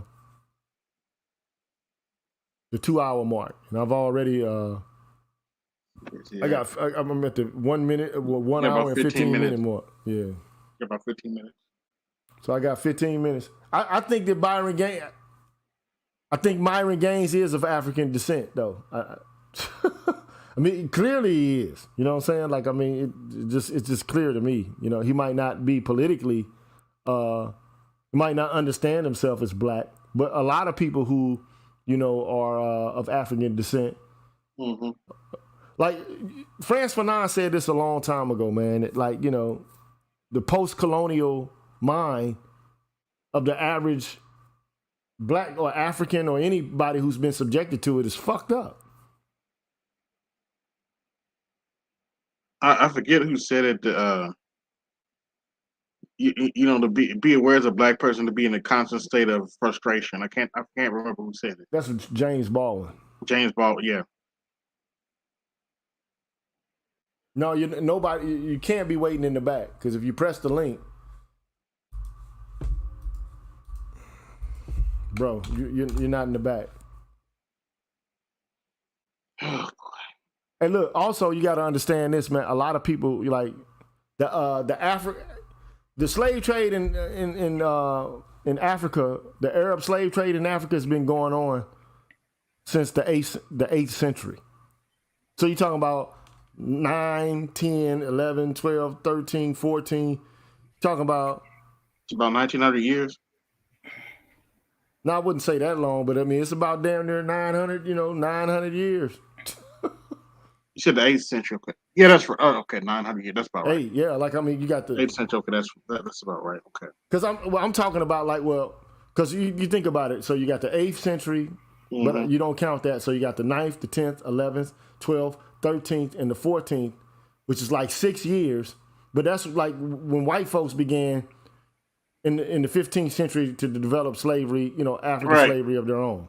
So, but I mean, it had already been like in full swing in the Arabic world for 6 centuries. So, I mean, they have been transporting people of African descent to the Middle Eastern world for like a long time. Very long time. So, yeah, I mean, just because they, might not affiliate with Black Americans doesn't mean they don't have any African descent. Sure. And look, this and just for this guy to understand, like this has nothing to do with like dating. Like this conversation has nothing to do at all with dating. But go ahead, Brian McMurray, what's cracking? Go ahead, talk to me. Hey, hello, Dr. G, and what's up, Avi? Can you guys hear me? Yeah, you're good. Yeah, I just wanted to because I think earlier you said or you were asking the question, what's the strategy or what's the plan? And I think that's part of the problem is that we live in this duopoly. And I think a lot of Black people are kind of like either they go gung-ho with Democrats or they go complete, coon with the Republicans. And there's other Black people who are kind of in the middle who can kind of see like, okay, neither party's really working for us and we don't really have a lot of options. Yeah. And the only thing I can think of that we can do is every now and then you have to vote for Republicans to kind of end our captured constituency status. Because right now the Democrats, all they have to do is just push a token out there or say we're going to do something about prison reform or something like that, or say how bad Republicans are, and then most Black people are going to vote for them and nothing ever changes. So I think sometimes we just got to be like, hey, look, I know Republicans are racist. I know they have a history of racism, at least in the last 70 years, or catering to racists in the last 70 years. But it's no different than what Black people are doing on the left. You know what I'm saying? We know these liberals don't really care that much about us, but we just hate Republicans so much. So we just. My dad always says that. I just hold my nose and I vote for Democrats. So I'm like, at what point are we going to be like, hey, look, I'm not saying you got to do it all the time. I think we need to do this thing called I call it political guerrilla warfare, where we got to make a decision every 4 years as to what's in our best interest. And like you said, what are we fighting for? And to me, the only thing that seems that it really matters is if we care about saving this thing called the Black community is reparations. That should be our only real goal. But yeah, go ahead. I'm sorry. But here's my issue, right? Like there are Black men so eager to see the gynocracy get taken down. But what's the like? Motherfuckers act like this is going to be like a precise bomb, like a smart bomb or some shit like that. Like, like Republicans are only going to fuck with Black women. Like, I just don't understand why that's the expectation, that's the only thing that's going to happen. Mm-hmm. Why, and if you think that way, why do you think that way? No, yeah, I mean, no disrespect, but I mean, like the whole idea is there are guys who think that the Republican Party is only going to have an impact or negatively affect, for all intents and purposes, I'm being like kind of facetious by saying this, the gay, black, handicapped, lesbian woman who, she don't need no man. Like them the only motherfuckers gonna get impacted by this. Good luck with that. Because, I mean, first of all, you already see what they did. You see what they did with affirmative action, right? Yep. In the colleges. That's not just going to impact black women, although it will impact them heavily. It's not just going to impact them. It's going to impact black men as well. It will, but I'll say this.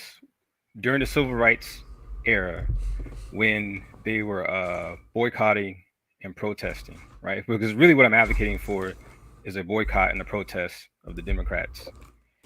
But during that era, when they boycotted, they knew that, look, our lives are going to get a little bit harder, and they girded themselves for that potentiality. And that's all I'm saying is, if you know you're going to go in this direction, Republicans, indeed, it's not just going to affect black women or gay people. It's also going to affect black men. But if you know where something's going to go, you can plan for it and you can prepare for it. Right. But see, but here's the thing. That's why I said pushing buttons. Is your anger for black women gonna take you to the Klan rally? And I think for a lot of black men, issues, but I ain't that desperate. I think that's where a lot of black men are. I'm just keeping it a buck. I'm just being real. I don't think that's the case, Green Gorilla. I think what it is that dudes are just frustrated of people trying to push this Batman bullshit under the guise of saving the community. Because when you have a lot of people who are self-described or pro-black or community oriented or whatnot, their whole idea of community service is exactly like you said, Panda Africans. Their whole idea is you need to serve your community for free, without expecting any type of payments, without expecting any type of respect, and any type of adequate sexual gratification. You should just do it completely for free. And the problem is that, again, that doesn't do shit except create a freeloader mindset. It'd be like, imagine somebody coming up to somebody like, say, for example, if you're somebody that watches sports, imagine somebody coming up to somebody like LeBron and say, hey, LeBron, if you were really such a great basketball player, you wouldn't ask for any money. You would just play basketball for free. He would tell you, go fuck yourself. No, I'm not doing this shit for free. You know what I mean? Because it's about the principle. And I think that's the problem, again, with a lot of people who claim, and this is why even you made a video, Gigi, talk about don't get Koopy smacked, is that a lot of this like save the community rhetoric is really just a bunch of glorified Captain Save-A-Hoism. It's not about actually trying to do things that actually work and encouraging people to like do like any actual genealogical research or whatnot. No, it's just we need to coddle the fuckery and pretend to be morally infallible, because that ego masturbation is going to somehow save our community. It's like, it never works. We just run in these circular arguments, And I think. But here's the funny thing about the shit, though, right? The right is about community service, is it not? I mean, the right is about traditional values and community involvement. Yeah, because correct? Again, and this is what I mean by like the hypocrisy, right? Like the right has a constrained vision of the world, but when it comes to family, there's like super collective minded, whereas like the left, they have an unconstrained vision of the world, right? They have this unconstrained vision of the world, but when it comes to family, they're hyper individualistic. You know what I mean? So that's what I'm saying. Like it's a constant battle of hypocrisy. This is also why I told you, Green Gorilla, why the whole individual versus collectivist argument is a bad faith argument from the jump. Because if you look at how great teams operate, they don't operate in one extreme or another. They operate with a combination of the two, So this is what I'll say. Like, so I'm seeing. Look, the one thing I understand, to me, charity is the route that black folks took. Now, I ain't gonna say black folks took, because it was what was offered to black folks. Mm-hmm. Piecemeal, the piecemeal administering of social support, not substantive, paradigmatic, like life-altering support, but like the kind of support that you get from, keeping a motherfucker, like a prostitute on the track. You give the bitch just enough to live, and you get her ass back on the track. That's black people have been pimped by the welfare system. Yeah, I think it's one thing. Look, to me, all I can say is this: there's a difference between charity and justice. Charity is, like not something that's designed to be a long-term remedy. It's a piecemeal, like, ad hoc way to, help somebody out who's in dire need. But like justice is what, like making sure that people get a fair shot at being interpolated into the system. Right. And so my whole thing is the left never did dedicate itself to helping black folks out. In my viewpoint, it never did. Mm-hmm. But to act as if the right, like they actually are going to do so, I just think it's naive. That's just my opinion. Well, yeah, like I keep saying, like when it comes to a lot of the smoke screens and whatnot, as I keep saying, here's the harsh reality. Okay, neoliberals, tradcons, and far leftists have pretty much disenfranchised, young men, especially young so-called black men. So instead of admitting it, you said neocons have? No, I said neoliberals. Oh, okay. Tradcons, like the traditional conservatives and the far leftists have all helped to disenfranchise young men, especially young so-called black men. But instead of admitting fault, which would destroy their prestige and credibility, they want to throw out all these BS smoke screens. You see it with a lot of this stuff when you talk about like the hustle culture and a lot of this entrepreneurship porn, even though most businesses fail. You see this on the right when it comes to like respectability politics and like the alpha your ways through it talk. And you also see this on the left in the form of identity politics and intersectionality. All of this is just a bullshit smokescreen to deflect away from the reality that young men have been disenfranchised, And the harsh part that people don't want to accept is that, listen, men are the engine that drives the society. So if you kill the incentive for men to get married and to become upwardly mobile, guess what's going to happen? They're going to stop trying, But what it's they would rather do. It's also pushing a lot of young men to the right too. I think I read an article the other day that said I think it was Gen Z's going to the right. Yeah, they're going further to the right. Yeah. And Rael, I just want you to I definitely don't have a monolithic idea. My whole thing is I just want to understand the reasons for which people are doing things. And a lot of times people won't openly express what the true reason for which they're doing something is. They'll tell you what they consider to be an acceptable reason in public. But the real reason, my honest opinion, I'm telling you what it is. I believe a lot of niggas hate these hoes, so they going to the right. Not all, but I believe it's a lot of niggas that hate these hoes. So, like they say, burn it down, fuck it, destroy it. Yeah, would they have some legitimacy in feeling that way? I think what it is this too, because I'm not going to say any names, but I know who he's talking about. Go ahead. Okay, so now, I don't know. Now, I'm not talking about anybody specifically, right? I'm not. But because I don't really, truth be told, man, I don't listen to motherfuckers' channels that intricately and deeply. I just don't. And I'm not knocking anybody who, votes Republican. Like, I got friends that vote Republican. Like, but all I'm saying is, I'm a thinker, man. I'm going to question you. I'm going to ask you. I'm going to probe you and say, why are you doing what you're doing? Why do you think this is a better alternative than what's presented from the left? Or why do you think that a group of people who once were Dixiecrats, who were staunch segregationists, who, have connections with the Klan, why do you think these motherfuckers all of a sudden are going to work in the interest of black men? They never have shown that that's what their interest lies in.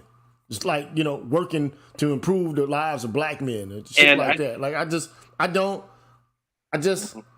see it happening, man. I think they see the opposite. Because you could ask the same question about black women. Why do you guys side with white feminists and the liberal establishment that really has broken up the black community? Why? Because they get crumbs. they think that the policy benefits them a little bit more than if they were to do the opposite. And I think young black men and black men in general, a lot of them are starting to see, well, shit. I mean, if the left is leaving me out, or if they just using me as a stepping stool, at least the Republicans pay lip service to things like family values and stuff, whether they're racist or not. And I think that's how a lot of guys are justifying it. Yeah, exactly. But that's my viewpoint on it. At the end of the day, I think that's the real view that a lot of guys have. But one thing I want guys to be aware of is beware about cutting your nose off in order to spite your own fucking face. Yeah. And I think that's what... Let's be frank about this shit. The bomb, if it comes to the Democratic left, is not going to be a strategically, like this is not like going to be like, say for example, some sort of intricate, endoscopic surgery. Oh no, it's going to be casualties. This is going to be like they're going to say fuck it, let's gut every social program. Like I think. Who was the one, the guy that, didn't Larry Elder say he wanted to get rid of the fucking Social Security? Or who was it? Some politician recently said, let's do away with Pence. Okay, Pence. So let's do away with, like, let's fuck affirmative action, even though I think it went to white women primarily, but they're not stopping it for them. They stopping it for Negroes going into colleges. Mm-hmm. They're not stopping from women from going into colleges. You hear them say anything about gutting Title IX? Now, Trump did come up with the Sex and Race Stereotyping Act, and I call it the Malleus Maleficarum, like the witch's hammer. But that witch's hammer swings in the direction of black men as well. Because if you start to say fuck race-based programs in college, like if you get rid of the Black Studies programs and the African American Studies programs altogether, if you get rid of affirmative action altogether, like a lot of these niggas who enjoy these white collar jobs and all of these jobs, government jobs and contracts and shit like that shit gonna come to a close. Yeah. I mean, and then you'd be like, damn, these hoes got it. Like, okay, well, you got it too, nigga.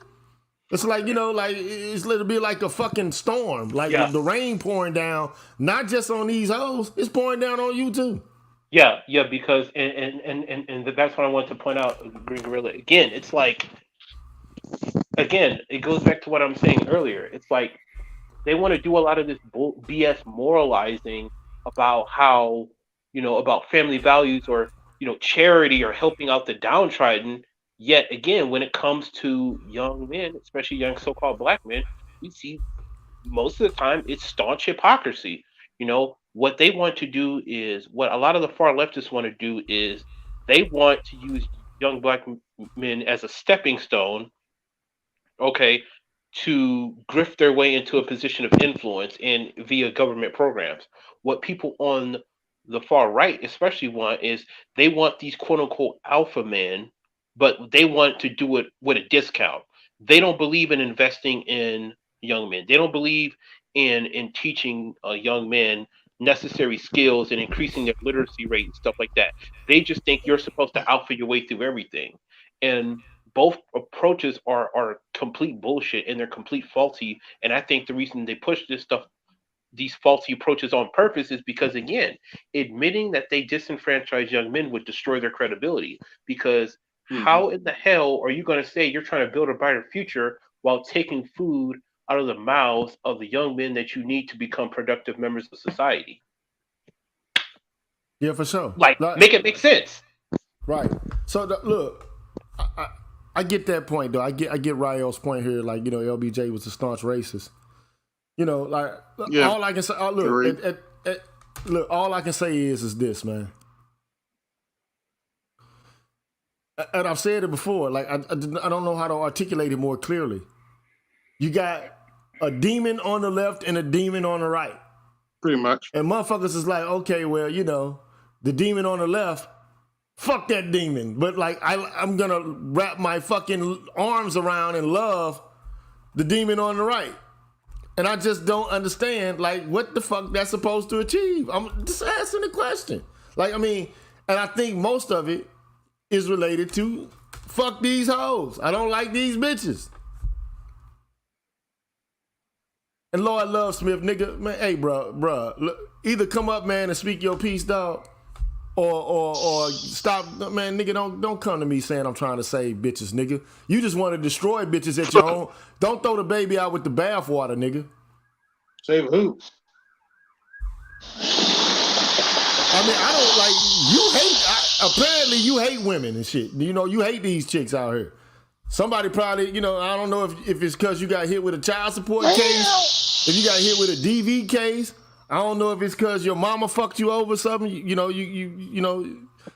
she set you out to some older bitches or something. I don't know what it is, but like, dude, come on, man, bruh. I'm telling you, bruh, like, what's that noise, man? Who's doing that? That's Herb Saint. Yeah. So my whole thing is. My bad, bro. I was outside, bro. Okay. Yeah. So my whole thing is, bro, I done dirty by niggas and bitches. So really, I don't like a lot of niggas or bitches. if you really must know, because I think niggas are fucked over just like these hoes will. Oh, yeah. Hey, GG. I think, hey, what's up, brother?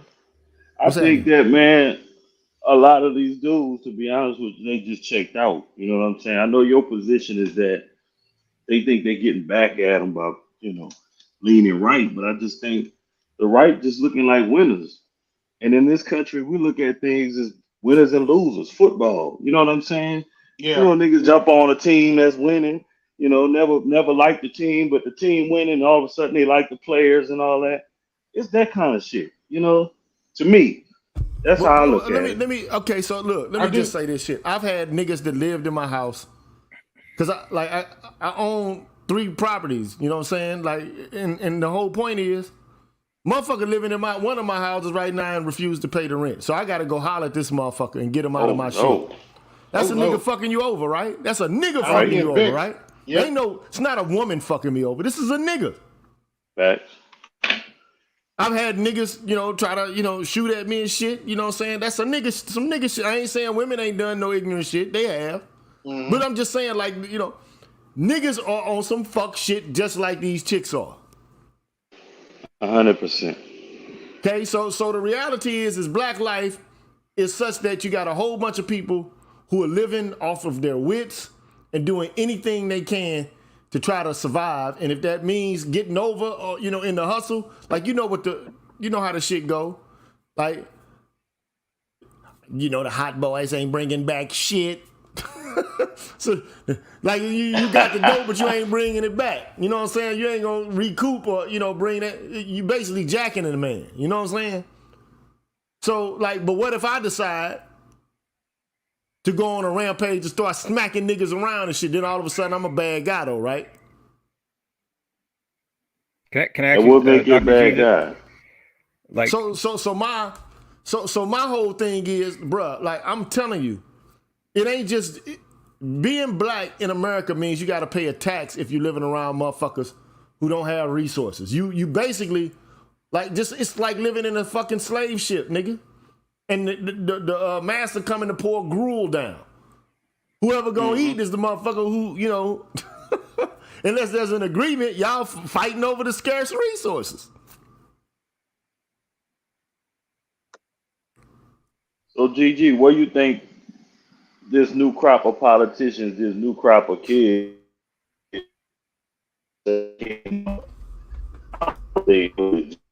Generation X, whatever?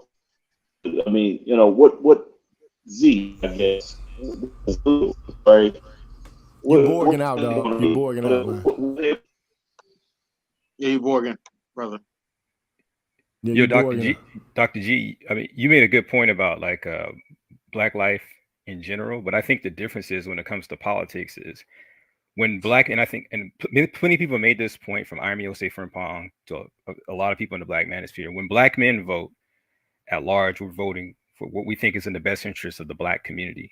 Right. And it seems to me when black women vote, they're voting for what's in the best interest of themselves.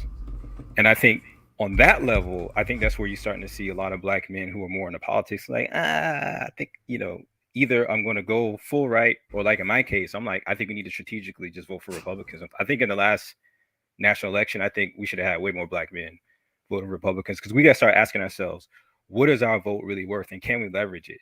And if we can, why aren't we doing it? Other than we're just afraid of Republicans. My whole thing is, I don't have a problem with you voting Republican if there's a reason for it.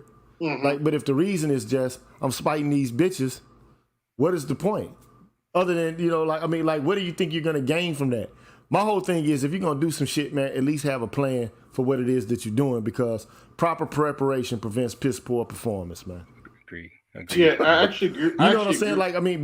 Being like strategic, being thoughtful and reflective about what it is that you're doing, and also kind of assessing what could go wrong, what could go right, also understanding the history and the dynamics, and utilizing the dynamics in such a way that you could use it to your advantage. Like, what's being done? I've been paying attention to Brexit, and I've seen like various persons like Kanye West become a part of it. I've seen Owens. I think she was one of the persons who kind of spearheaded it. Right. But at the end of the day, my question is to those people: we already know what the history of the Dixiecrats was. This was the Klan. Okay, these was Southerners who hated Negroes and said so ostentatiously. We don't like you niggers, okay? And I don't think that very much has changed. I mean, they're not coming out and saying nigger, nigger, nigger, because they've adopted a more clandestine and a more, they call you thug now. They're not coming out being ostentatiously racist because it's against the law, and they can get sued for that, okay? But I mean, at some point, I get like why they're doing what they're doing. I get that, okay? Because they're used to a certain kind of social order. They feel like it's their manifest destiny to rule and to be in charge. Just like Lincoln said, there's got to be a superior, got to be an inferior. I believe we should be the superiors, okay? I get why they're doing it. And I understand black people's objection to the welfare state and the piecemeal and the kind of charity-based way in which resources are being administered, shit like that, and how black men have been left out of it by the liberal party. I get it. You hear me say this shit all the time. Do you not hear me say this? Do I not talk about these issues ad length and ad nauseum? Do I not? You do, yeah. So then the question is, if I ask questions about like the guys on the right, now all of a sudden everybody, has some sort of a, objection to me even questioning this shit. And I'm saying, what is the fucking plan, bro? Because if the plan ain't nothing but to smack these bitches upside the head, I get it, but that's going to be a short-lived kind of, I think it's going to be what they call a Pyrrhic victory, a victory where you lose more than what you gain. Because the white right is not going to be discriminatory just based towards women and shit. They're going to be like, fuck all you niggas. Like, no Section 8, no programs for black boys. Like, fuck y'all. Like, I mean, historically, they've demonstrated that they shouldn't have any programs allocated to black men. The right has never been like a pro-black male party. Conservative, never. Whether it's Democrats or Republicans. So they've never been like, well, we need to get black men to work. They're like, fuck these niggas. I'm just being honest. Like, I need evidence that like this strategy, other than like a scorched earth plan, like what's the point of it? Well, I think that we should. Oh, I'm sorry. Hold on. Like, I get that like the conservatives represent, I guess, because the left is going too far left. My viewpoint on it is going too far left. Okay, so if you want me to start criticizing the left, this is what I think. It went to the politics of recognition, which is, look at me politics. I want my rights. I want to be acknowledged and want to be seen. But primarily, white women are at the head of that kind of politics. They're the ones who demanded being seen, being made visible, not having to be beholden to a partner, a male partner, a man, and shit. Like, it was white women that pushed all that shit forward. Right. It was their value system that became the paramount value system of the left. Okay. So I take umbrage with a lot of what they've done because the left project was based upon like what Eisenhower, I mean, even if the Republicans or Democrats, they were about increasing or enhancing the economic and the social life of the average American. Okay, but there's always been impulses from, like certain quarters in America to, look out for the interest of the elite or the business classes to the disadvantage of everybody else. That shit has always existed. Okay? But my problem, my issue comes in when white people, even themselves, because I don't think like the Republican Party is working in their best interest at large. I think they use them, they play them like a political football with the racial issue. Because I think at the end of the day, it's all about money more than whiteness for rich motherfuckers. Mm-hmm. That's just, like they'll use race as a wedge issue to garner the vote, but like they don't do like fulfill the populist promises. Like Trump knew full well he wasn't gonna be able to get the fucking mining industry back going. This is a dead project. You know what I'm saying? Like, I mean, what you think, like, we gonna all of a sudden become an OPEC nation all over again or some shit? And start, like, mass producing oil and, like, for the entire world, like Russia or some shit? Like, come on, man, let's keep it a buck. Mm-hmm. That's not what's about to happen, man. This is a service-based economy, man. Like, manufacturing has been outsourced and shit like that. Like, what can we, now, America could engage in a new kind of, I guess, like an infrastructural project and put motherfuckers to work, but I don't see that happening. I just don't see it occurring. Infrastructure's falling apart.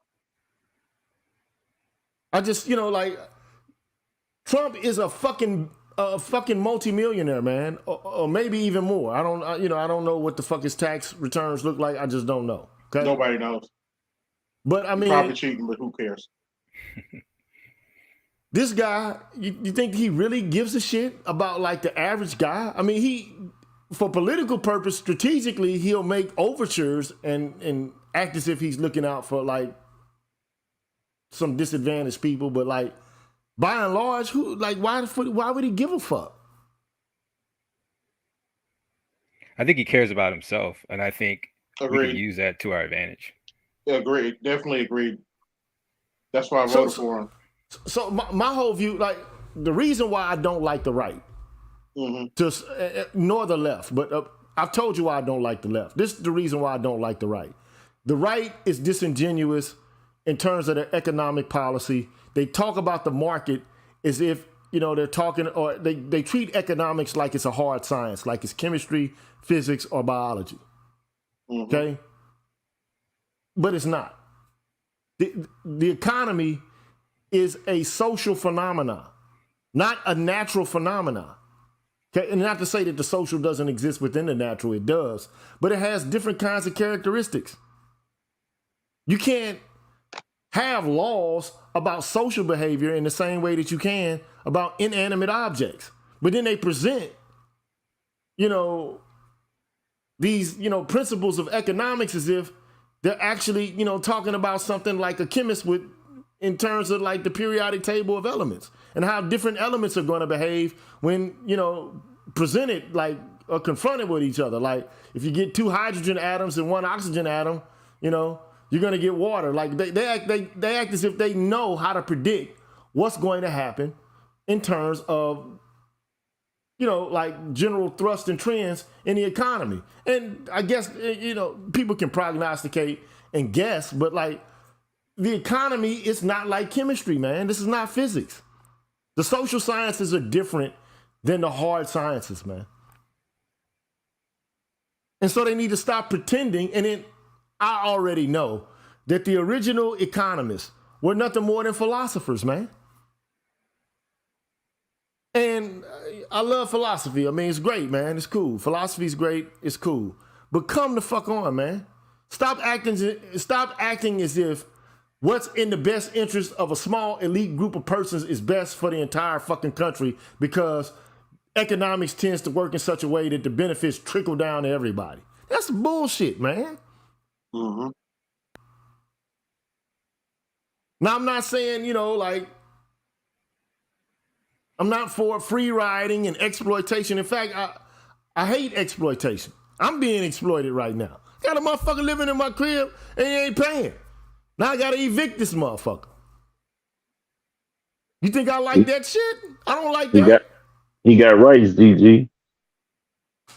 But all I'm saying is, all I'm trying to articulate is, bro, people, I don't like exploitation from the top down nor the bottom up, but the right and these people in the elite business circles, they act as if they're job creators and that they're doing everything that they can to help the little people at the bottom when they're exploiting. They exploit people, man. Oh yeah, that's the horse shit. Those are the job killers. Yeah, like, they pulling out of the inner city and watching them crumble and decay and say, hey, look, those are Democrat-run cities that you're living in. You look around you, you're looking at zombies and police do brutality and, chaos. That's all Democratic ran cities, but they're pulling out. Look, let me just say this shit, man. Look, there's no way Trump is going to get America back to work in manufacturing the way China is. It's not going to work, bro. Yeah, it's probably not going to work. It's not going to fucking happen, man. I'm sorry, man. It's not going to happen, man. The system that we have is set up in such a way that the labor is performed by people in China, man. In big businesses like Amazon, you think Amazon is going to be... One thing you got to know about politicians is that they talk one thing to get elected, and then when they get elected, they typically don't fucking deliver on the promises, okay? Now, one thing I can tell you is this, man. Politicians, whether the left or right, are beholden to capital to some degree. You think Amazon is going to be happy with fucking Trump demanding that like there be some sort of trade tariffs, high trade tariffs imposed on China? You think the people who assemble parts that are manufactured in China are going to be happy with the fact that like some tariffs are imposed on Chinese goods? My whole point is, man, motherfuckers getting into the cult of personality with this Trump dude, man. I don't, bro. I don't like this motherfucker ain't God, man. This motherfucker, like this dude, don't give a fuck about you, man. You don't even know who you are, dog. I mean, he's not, but it could be right. He's been presented as kind of like the boogeyman, right, by the left, and it just seems to me the last 60 to 70 years of our politics, when it concerning Black people, is that they've been using that boogeyman, against us for a long time. And I'm like, I think we should start using it against them. And I think you're right. I think we will see policy that even though it might only in a small way help Black men, we will see it hurt us. But I think if we want something greater, we have to go through risk is part of the game. Yeah, and I don't see any way around it at this point, unless we just keep doing what we're doing, which is going to result in our essential genocide, in my opinion. Peter Luke just came into the conversation. Let him speak. Okay. Yes, sir, Gigi. How you doing? What's going on? Yeah, man. I have a question for you. This is not an attack. None of that. This is just a question. All right, let me start here. Do you believe that Black men are full human beings who should feel even the dark side of their emotions? If I want to see the world burn, I should be able to have that right. Do you believe that? I don't understand. Like, restate the question so I can really get it, because I'm kind of confused. All right, let me put it to you this way: do you believe that Black men are full human beings who deserve? to feel the full emotions, even the dark side. Even if they want to say, okay, fuck these bitches, let the world burn. None of these social policies have been benefiting me, so why do I give a fuck? Yeah, look. Let me put it to you this way, right? Just a question. How old are you, man? I'm 34. This is just a question. I'm gonna present a question to you, and I'll give you my answer through my asking you this question. It's an analogy, right? Like, say for example, I'm at a party, right? Well, yeah. Let me rephrase it. Let's say, for example, I'm playing a video game, and the shit ain't working out the way I want it to work out, right? Okay. And I'm going through what's commonly called in the gamer world tilt. I'm pissed off. I'm edgy or some shit. So I take the motherfucking game and I smash the bitch against the fucking wall. Okay. Now I'm entitled to have that feeling. Sure. I'm entitled to be upset and pissed off about the game, especially if like people are cheating or some shit like that. I'm entitled to be pissed off about the game not going my way, especially if motherfuckers got like say for example, I'm playing a first-person shooter game like Apex Legends or Call of Duty, and somebody's got a strike pack or somebody's using altered program in order to fucking get aim assist or see through walls or some shit. And I'm like, it's pissing me off. Now the game is rigged. I see it. I know it. So I take my game that I paid for and smash the motherfucker against the wall. But you know what the odd thing about it is? Them motherfuckers gonna continue to play the game. They ain't destroyed their fucking console and their system. They ain't fucked up their joystick. You think you fucking these hoes up. The question is, are you really fucking these bitches up? I think that analogy is rather insufficient because it's too personalized. You're talking about stuff that you take your money to buy, while I'm saying affirmative action has never benefited me. It hasn't benefited any black men that I know. So who gives a shit? Let these hoes suffer. I wouldn't look. I wouldn't go so far as to say that. I would say that the biggest beneficiaries are white women. I would say that after that, black women to some degree, I mean women of color in general, have to some degree been able to be shoehorned into affirmative action policies and programs. But also, I mean, I have to admit, I also was able to take advantage of affirmative action programs as somebody who went to college and graduated from college, went to graduate school, got a minority fellowship, all kind of shit, okay? So I have, to some degree, myself, benefited from affirmative action programs. As, for example, also, Clarence Thomas, okay? Also, as it's no strange secret that a lot of the academicians are in the positions because I think Clarence Thomas at one point worked at a law school or something like that, or was a professor or a teacher at a school for a short period of time, or worked for the government. If he worked for the government, definitely blacks in government are there because of affirmative action hires and shit like this. Because we were kept out. So I'm not saying that like it's worked perfectly. It's worked more for other groups and shit like that. But the whole point is, so you want to say fuck it all instead of expanding it, just fucking destroy it all. Destroy it all, because here's why. Because right now, black women are considered double minority. Even in the workplace, black men are the last to get hired and the first to be fired. So why do I want to advocate for a program that's continually hurting black men? Even right now, double minority status, that's the next thing that I want to challenge in the Supreme Court so I can create an even playing field for black men. That's what I want. My question is, my thoughts are, if you get rid of it for women, black women, say let's keep a spade a spade. If black women don't get it and it's cut off, so you're saying black men already don't get it, which I think is inaccurate. We might not get it as much. Okay. Has anyone disaggregated? Because I've been looking. Has anyone disaggregated the data to see how many black men benefit from it compared to how many other types of minority groups?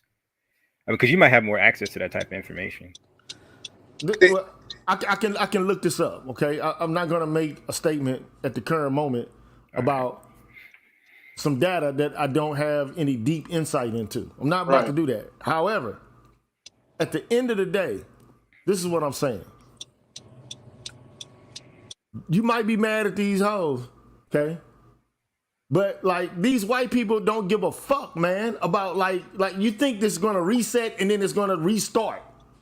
This is not about white people. It's about destroying the system. With the what system is going to be destroyed, bruh? All I'm trying to determine, I'm trying to tell you, the system is not set up in such a way. First of all, like it's not just as it is. Okay, now destroying any element, because I guarantee you, black folks fought like a motherfucker to get what little affirmative action they got. Right. Guaranteed. Like I guarantee you, politicians were on the front lines fighting like a motherfucker to get what little shit that they got. Okay, even though it did, because I think LBJ was one of the first persons to push through the affirmative action program. Okay, but at the end of the day, all I'm trying to articulate is this, man. This shit ain't gonna just affect black women, man. Your ass is gonna be part of the collateral damage as well. And you say, well, let's get it all back. Let's start all over again. Which, like, do you want to go back to sharecropping again? Mm-mm. I'm just asking the question. What you niggas want to go back to working C to can't see again? So now you see, bitch, we back at we equal again now. Like, huh? Like, how far back do you want to go to where the shit is equalized again?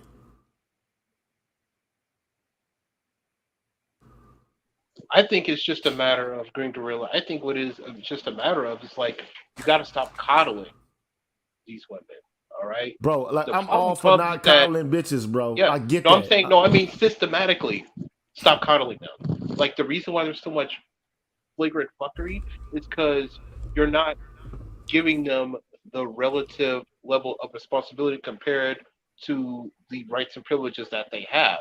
You're just giving it to them just because they have a vagina and then saying, oh, well, you know, if you screw up, well, it's not really your fault. I'm like, there's no incentive to actually step up and be responsible. This is what I'll say. You can always defer the responsibility to other people. So here's my thing with this, right? Do I think that, like, women receiving, like, civil rights benefits, whereas men, specifically black men, kind of being denied it, or not prioritized related to it, do I think it's unfair? Of course I do. All right? Of course I do. But then the question is, do I want to say, okay, well, you know what? Because I hate these bitches so fucking much, I'm ready to roll this shit back before affirmative action ever got on the ground. Like, let's time to go back to Jim Crow or some shit. Because, like, these white people are clear. Fuck you niggas, man. They ain't just saying fuck black women when they say fuck you niggas. This the issue, man. Like, a lot of people think that this is just going to be a targeted hit against woke shit. No. Yeah. It's going to be deeper and more profound than just hitting woke shit. Like, if they do away with, like, say, for example, African American studies programs, shit, it's a wrap. I'll be honest with you, Dr. G, it's already a wrap. Have you talked to some of these like the young Gen Zs? When it comes to black consciousness, young black Gen Zs. I don't really like. I guess I talk to them, but like, what are they talking about? No, I'm just saying, like, when it comes to like black consciousness, it's not there, man. So it's already over in that regard, in my opinion. That was gonna be my point. Can you hear me, GG? Y'all hear me? Yeah. I was gonna make that point before I bogged out about Gen Zs, and they not conscious at all. So what is that politics gonna look like? You know, that's with liberal politics. Yeah. But you know what? I think. Okay, so here's I can't answer all these questions, in an absolute, final way. But I know what the left has done in terms of myself. I know what the left has done that I think has been erroneous. Okay? I think they doubled down on the politics of recognition instead of being worried about, like, trying to expand the middle class and trying to make life better for the least advantaged. They've abandoned the middle class pretty much. So I think that they doubled down on the politics of recognition, which was cheap. It was easy to do. And I think women were at the head of this. And they didn't really need, white women didn't need distribution. They were already wealthy. I mean, insofar as they were connected and tethered to families who, you know, like, this is why, like, this whole idea of, like, who earns the most really doesn't matter to me. Who's earning, who's got the highest income? Fuck all that. Who's got access to generational wealth? Who's going to start off in a better position? Like, a housewife who inherits 300 G's is doing better than, you know, a black man making 100 G's a year. Is she not? Because that bitch can go out and get a $40,000, $30,000 job, but she still got principal to draw on. This man who's working at 100 G's, he might not have a principal to draw on. It's going to take him longer to accumulate $300,000 sitting in his bank account than the woman. And in addition to that, that's just a hypothetical, but the point is, you got women out here making as much money as dudes now. It's women out here getting 100 racks. I got a partner right now married to a woman, man, black woman, man, who's an attorney. She make 300 motherfucking racks, dog, a year.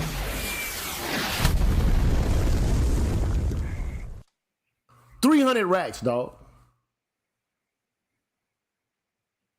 A year.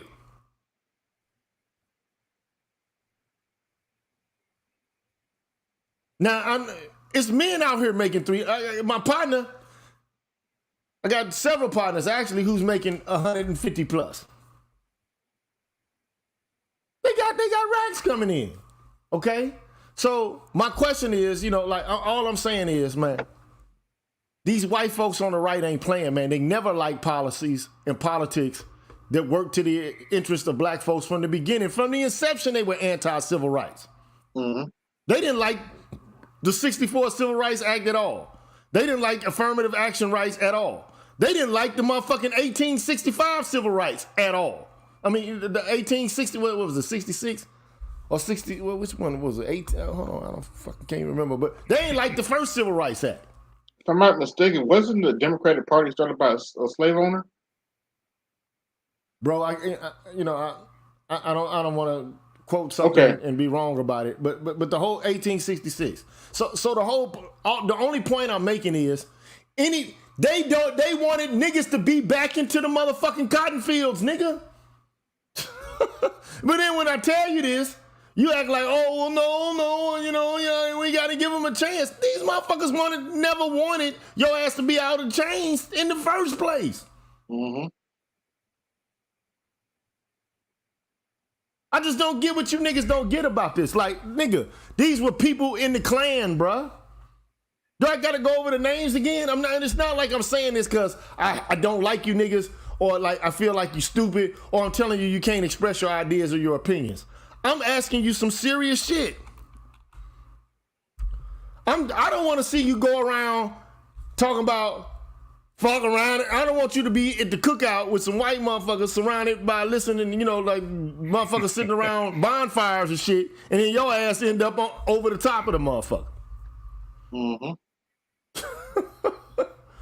Do you think voting for Democrats and continuing with liberal advancement as we have it now will somehow? Of course not, bro. Why does one have to be commensurate with the other? That's why I just don't understand it. Like, what is it that I'm saying makes you say that I'm saying that you got to continue on the business as usual? I'm not saying you say. I'm asking you. All I do is criticize the left. If you listen to my show, all I do is criticize the left. Well, the reason why I ask is because, you know, when I talk to older men in my family, you know, granted they're boomers, they say similar things, and it's almost like like they're waving your finger at you saying you're gonna be put back in you're gonna be put back in chains. Which, look, in the scope of civilization is not impossible. That is a possible reality. I think it's improbable at this point in time. I think it's improbable. So why do you think it's improbable? Well, I think it's improbable because the way that the geopolitics kinds of works out. It's the same reason why civil rights work. Yeah, they're not going to make the same amount of money they made back then. And you know, it destroys their soft power around the world. Not saying it couldn't happen. I'm just saying. I mean, a comet could hit the earth or whatever, and some really bad travesty, and white people, because they have more power, could put us back in slavery or whatever. But you know, if things remain the same, I don't see it. I don't see it as being a problem. A lot of people say that I'm putting forth doom and gloom. All I'm trying to articulate to you is this: Black people in America, even with the help of the left, have pretty much been living in depression-like situation in terms of Black men specifically. That's why I keep putting these videos and shit out here. Mm-hmm. Like, to show you what it's like. Even with affirmative action and all of this other shit, Black men have still been getting hit. Right? We still have under and unemployment issues. Now, I'm not saying all of us do, but we still got these issues. And there's some people who are like, well, you know, most Black men are in the middle class. I'm like, bro, most Black men are making 40 to 50 G's a year, man. Most Black men ain't making 100K a year. They just not, dog. Most Americans ain't making by 2053. Most Americans ain't making 100K, dog. Mm-hmm. Yeah. Then so this goes back again to my earlier point here. Again, it's like when I say, like, what I mean is like the hypocrisy from like a lot of the political extremists or whatnot. Because again, like what you're saying, you know, G, listen. Because when people try to talk about how, oh, you know, a lot of people, you know, just want to see, you know, just want to see, you know, everything burned down. I think what is more so is the sentiment is this, right? How in the hell are you going to preach to me? How are you going to take a dude who, a so-called Black man, right? Who's single, who's childless, who works a regular 9-to-5 job, who stays out of trouble, and try to fucking preach to him about goddamn morality when it's clear to everybody with two working fucking brain cells and two working fucking eyes, everybody around him is the fuck up. Why are you coming to the guy who's not a fuck up and saying you need to stop fucking up? Tell that message to the people that are fuck ups. Tell that to the people that are token Negroes. Tell that to the bootlickers. Tell that to the reckless baby mamas. Tell that to the reckless hoes. Why are we preaching to men who are minding their fucking business and doing what they're supposed to do and preach to them about not, you know, they need to step up and work harder? No. This is why a lot of these community unity efforts fail. Because again, it's like comparable to a sports analogy. It's like asking the person who's a star player or a key contributor to do more work to overcompensate for the fact that the teammates are incompetent fucking idiots, instead of telling the teammates that are incompetent idiots to either pull their head out of their ass or get the fuck off the team. Like, that's what I think what pisses a lot of dudes off. It's like, again, if you're a guy who's single and childless, if you're a guy who's not, you know, out here abusing women or mistreating them or whatnot, why the fuck are you preaching to me about quote unquote misogyny? Tell that to the assholes that are beating these chicks, who are barking these chicks' heads off the wall. Tell that to the chicks who are aborting their children left and right. Tell that love and morality and what about the children argument to the people that are irresponsibly having children. Don't preach to the guys that don't have children about what about the children argument, because it's ass backwards. We preach the wrong message. We keep trying to preach the right message to the wrong audience. And I think people need to stop with that. We need to stop trying to assume that every so-called Black man is just mouth-frothing misogynist that needs to be healed, and just assume that, listen, as long as you're not out here defrauding people, committing violent crimes, anything like that, as long as you carry yourself with a sense of self-respect, you know, and acknowledge your shortcomings and you're willing to honestly work on them, as long as you're doing that, you don't need to apologize for shit. And I think that's the problem that we need to do. We need to stop with this narrative of dudes need to apologize. Oh, well, you know, we don't have enough. It ain't my goddamn fault that so many people are racist. It's just not my fault. My viewpoint on this shit is this, man. I came to this space, man, because of my experiences with parental alienation and, you know, with some other issues related to DV and shit like this. You know what I'm saying? Like, that's what brought me here to the space. Okay? Mm-hmm. My personal experiences, right? But like, if some bitches is just being proselytized, and I'm like, man, bitch, fuck you. And I'm gonna keep it pushing. No disrespect. But like, if I ain't got no kids, and you know, like my bread is cool, and I ain't, you know, like I ain't got no cases or nothing. Then my question is like, what? Like, no disrespect, but like my thinking is, I don't have shit to complain about. I'm winning.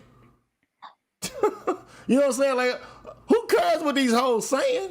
I can give a fuck less. Bitch, I'm gonna do what I want to do anyway. Like, I've never been the type of nigga to where somebody's gonna make me be a certain kind of way because they tried to shame me into being that way. That's where I'm at or talk me down because, well, you need to come here more and be here. Man, like even a woman, like if I'm in a relationship with her and she tell me, you need to stop doing this, you need to do this more. I'm gonna be like, bitch, I'm gonna do what I'm gonna do. I was grown and making decisions before I met you. I'm gonna be grown and making decisions after I've been with you. Now, I understand that I gotta, you know, if it's two of us together, there's certain things that I have to bend and arc towards, you know, because you gotta make compromises. But man, I'm not into dictation, man. I'm not into, you know, like being mothered and mommy and shit like this. Or it's a nigga as well. Like any group of niggas that start saying, I gotta do this. I mean, you can suggest it, my guy. But motherfucker, I ain't got to do shit. You telling me I ain't got to do shit. You know what I'm saying? I mean, I understand if it come with the territory, but like, man, you're not gonna force me to do a fucking thing, dog. Yeah. And again, I'm not saying what you know, Green Gorilla. I'm saying it's like this, right? Because again, and this is what I'm saying, like how both sides engage in this, right? You know, the right wants to preach you about, you know, respectability, politics, and whatnot. It's like, hey, listen, motherfucker. Last time I checked, I'm not the one who tried to colonize half the goddamn planet. So why the fuck are you trying to preach to me about, I need to stop being a quote unquote danger to society? Hey, if I'm not out here committing violent crimes or engaging in like massive amounts of fraud or whatnot, what the fuck are you trying to preach to me of that shit? You know, practice what the fuck you preach. You know, or hold on, somebody juggling some shit around a whole bunch. It's because it's what Professor Black Truth said. They practice situational morality or something like that. It's like when they were trying to come up in power, they had a certain morality to get power, and now they have power, they have a morality to keep power. And I think that's what Black people kind of get lost in when it comes to the morality and the respectability politics argument. And that's where I say I think Black men, and this will be the last thing I'll say, Dr. G. Thanks for having me up. I think we need to stop engaging in the politics of acceptance or fear and start engaging in the politics of power. I think that we need to unify under one Black male party. We need to get at least 30% of the Black male vote under that party and basically have a fuck you pay me type of politics. You know, our single vote under that one party will go to the highest bidder. But thanks for having me up. All right, man. Thank you. Well, I have no issue with I have no issue with guys saying, look, if I'm going to the highest bidder. If you meet my platform or, you know, try to, you know, compromise with me and my demands, then I'll give you my vote. But typically, you know, like the American populace is so disjointed and disconnected and don't like advance their interests. Like this is a dollarocracy, man. Have you ever read that book, Dollarocracy? I might have heard of it though. Or I think there might even be a documentary called Dollarocracy. But the point is, man, the lobbyists run the fucking country, man. They're the ones who, for the most part, they're the ones, they get what they want out of the system, man. You know what I'm saying? Like the average citizen does not, okay? And Black men are not united. We're not thinking of in one accord. I mean, it's a lot of vitriol and like one thing, you know, you got to be mindful of also though, like if you're going to make decisions, you got to make them devoid of emotions, you know, like deep emotions and shit. You know what I'm saying? Like, I mean, right. And you can't rely on race. You can't rely on race. Also, I think, Gigi, to your point, you know what I'm saying? You can't rely on emotion, yet you can't rely on race and color and you know what I mean? As sort of this soul kind of flat blackness, like Tia San says, as being the determinant. I think we've kind of evolved to a point where we're beyond just a phenotype and skin tone. And I think we're more nuanced now. I think as men, I think we've evolved to a point, you know. So just let me introduce myself. I'm a longtime listener first time caller. I rocks with you, Tiasan, you know what I'm saying, BGS, all you good brothers, second order understanding of shit out here, right? And I think we do, like the brothers just called in before, we do need a real sort of an independent political formation. I don't know if it's necessarily going to be a party, but we do need something that's kind of just that represents the exodus from the Democratic Party and our reluctance to just really fuck with the Republicans. Because I'm in another kind of region myself, though, Gigi, right? I mean, I'm done with the neoliberal, and I want to ask you this, right? Your opinion on this, though, right? Do you think that the neoliberal sort of project in America has failed us as Black people, and particularly Black men? You know what I'm saying? And okay, and also, what do you think Black men have in that vacuum, that sort of social, political, ideological vacuum? If Black men are leaving and sort of migrating from the Democratic Party, but we understand the Republican ain't got shit for us either. It's an ideological vacuum. So where do we go with that? You know what I'm saying? So when you say neoliberalism, what do you mean? Because like one person said, like, I think Big Kev, his idea of what neoliberalism is different than what you mean. But to me, right, neoliberalism is economic policy such that there's little to no government intervention in the regulation of markets. Right. And that's a good thing. I think maybe, you know what I'm saying? I think what we've seen, though, and how that's expressed. I mean, there's neoliberal in governance and neoliberal in sort of an ideological sense. I think that, you know, in particular, how the Black community is sort of bifurcated in terms of political emergence and identity, with more Black men voting towards Trump and seeing some sort of something outside of the traditional Democratic Party. I think we've come to understand the Democratic Party is the party of Keisha and the party of the fucking hood rat and the stripper thought fucking wannabe rapper and the, you know what I'm saying, government dependency and Section 8 and all the dysfunction, the social dysfunction that we've come to understand and associate with Black America. You know what I mean? Yeah, man, it's problematic. I think that shit is problematic, but you know, the way to solve it, bruh, like, you know, I don't think the turn to neoliberalism is the way to solve it. I think the shit's gonna get worse. Absolutely. It's going to get worse. The economic conditions worse. It's only going to get worse. I see this one brother put forth this idea, right, that in the next 20 years, Social Security is going to be bankrupt. There will be no more state dependency. There's going to be an army of spinsters out here. You know what I mean? All the hot girls right now, 20 years from now, they're going to be all broke, lonely, sad. You know what I'm saying? It's pussy of the put. You know what I mean?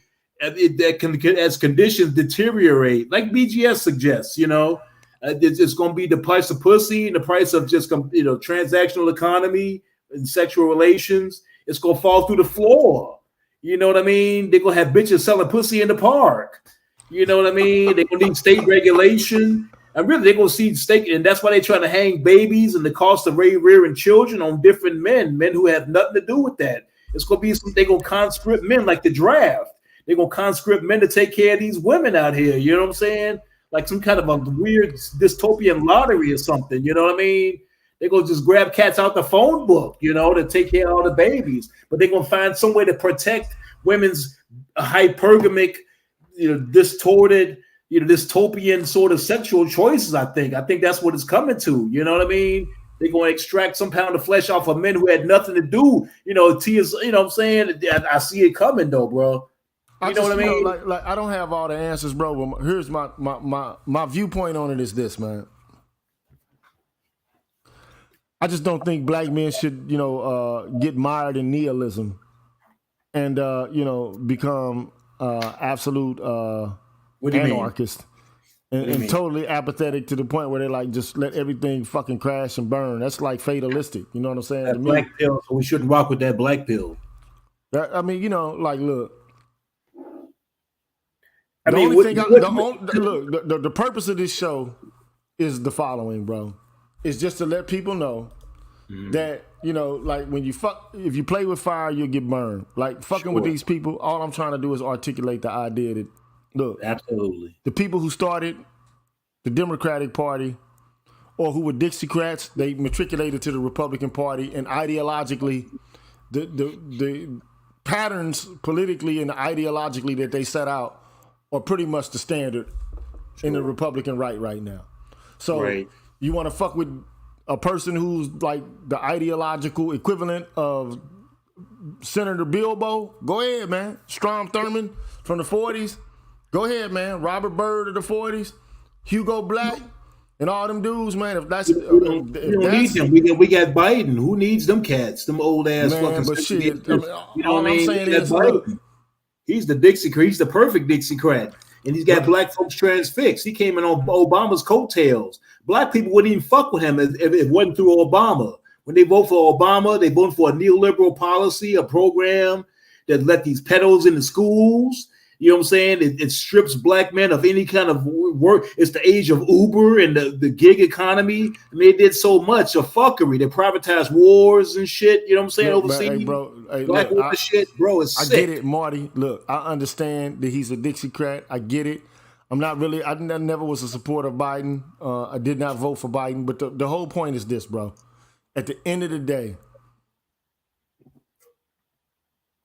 the right, at the current moment, I'm just telling you what you're dealing with. Like, you might think that it might look good because you've been eating at the one spot and you got motherfucking what they call it. You got botulism, or you might have caught, salmonella at the Golden Corral. But now you're going over to another spot and you think it's better. Right. All I'm saying is, when you get the same shit or some worse there, I don't want to hear you motherfuckers crying about how the right treat. If these motherfuckers put in a program and they treat you worse than these motherfucking Dems did, I don't want to hear shit from you niggas. Right. This ain't a cheerlead for the right, though. I don't want to hear you say shit. I mean, what do brothers got, though, on some real shit? What the fuck do black, average, critical thinking, heterosexual, heteronormative, whatever, you know what I'm saying? Brothers that got their head on straight, been responsible with their dick, that see the fucking the migrant, you know what I'm saying? Critical thinking enough to see the trend. It's a cultural, you know what I'm saying? So I do got look. Trust me, I got issues with the fucking shit that's going on in the hood, and the gynocratic thinking. I got my issues with it.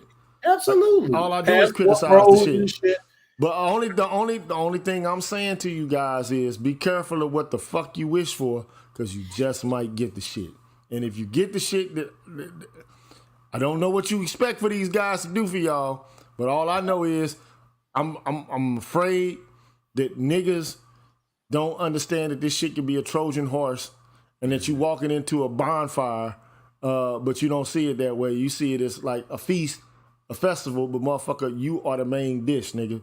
I'm just saying, be careful, man. Right. But anyway, man, look, I'm about to burn out. I'll holler at y'all on the next one. Appreciate you, Gigi. Appreciate you. Love you, brother. Love you too, man. Be good, y'all, man. Look, I just want what's best for all y'all out there. All I'm saying is just keep your head about you, man. Don't make any hasty decisions, because at the end of the day, man, ain't none of these motherfuckers got love for us. The left ain't got love, nor the right got love. So keep your head on the swivel at all times, man. Stay on your pivot. I'll holler at y'all later, man. Be good.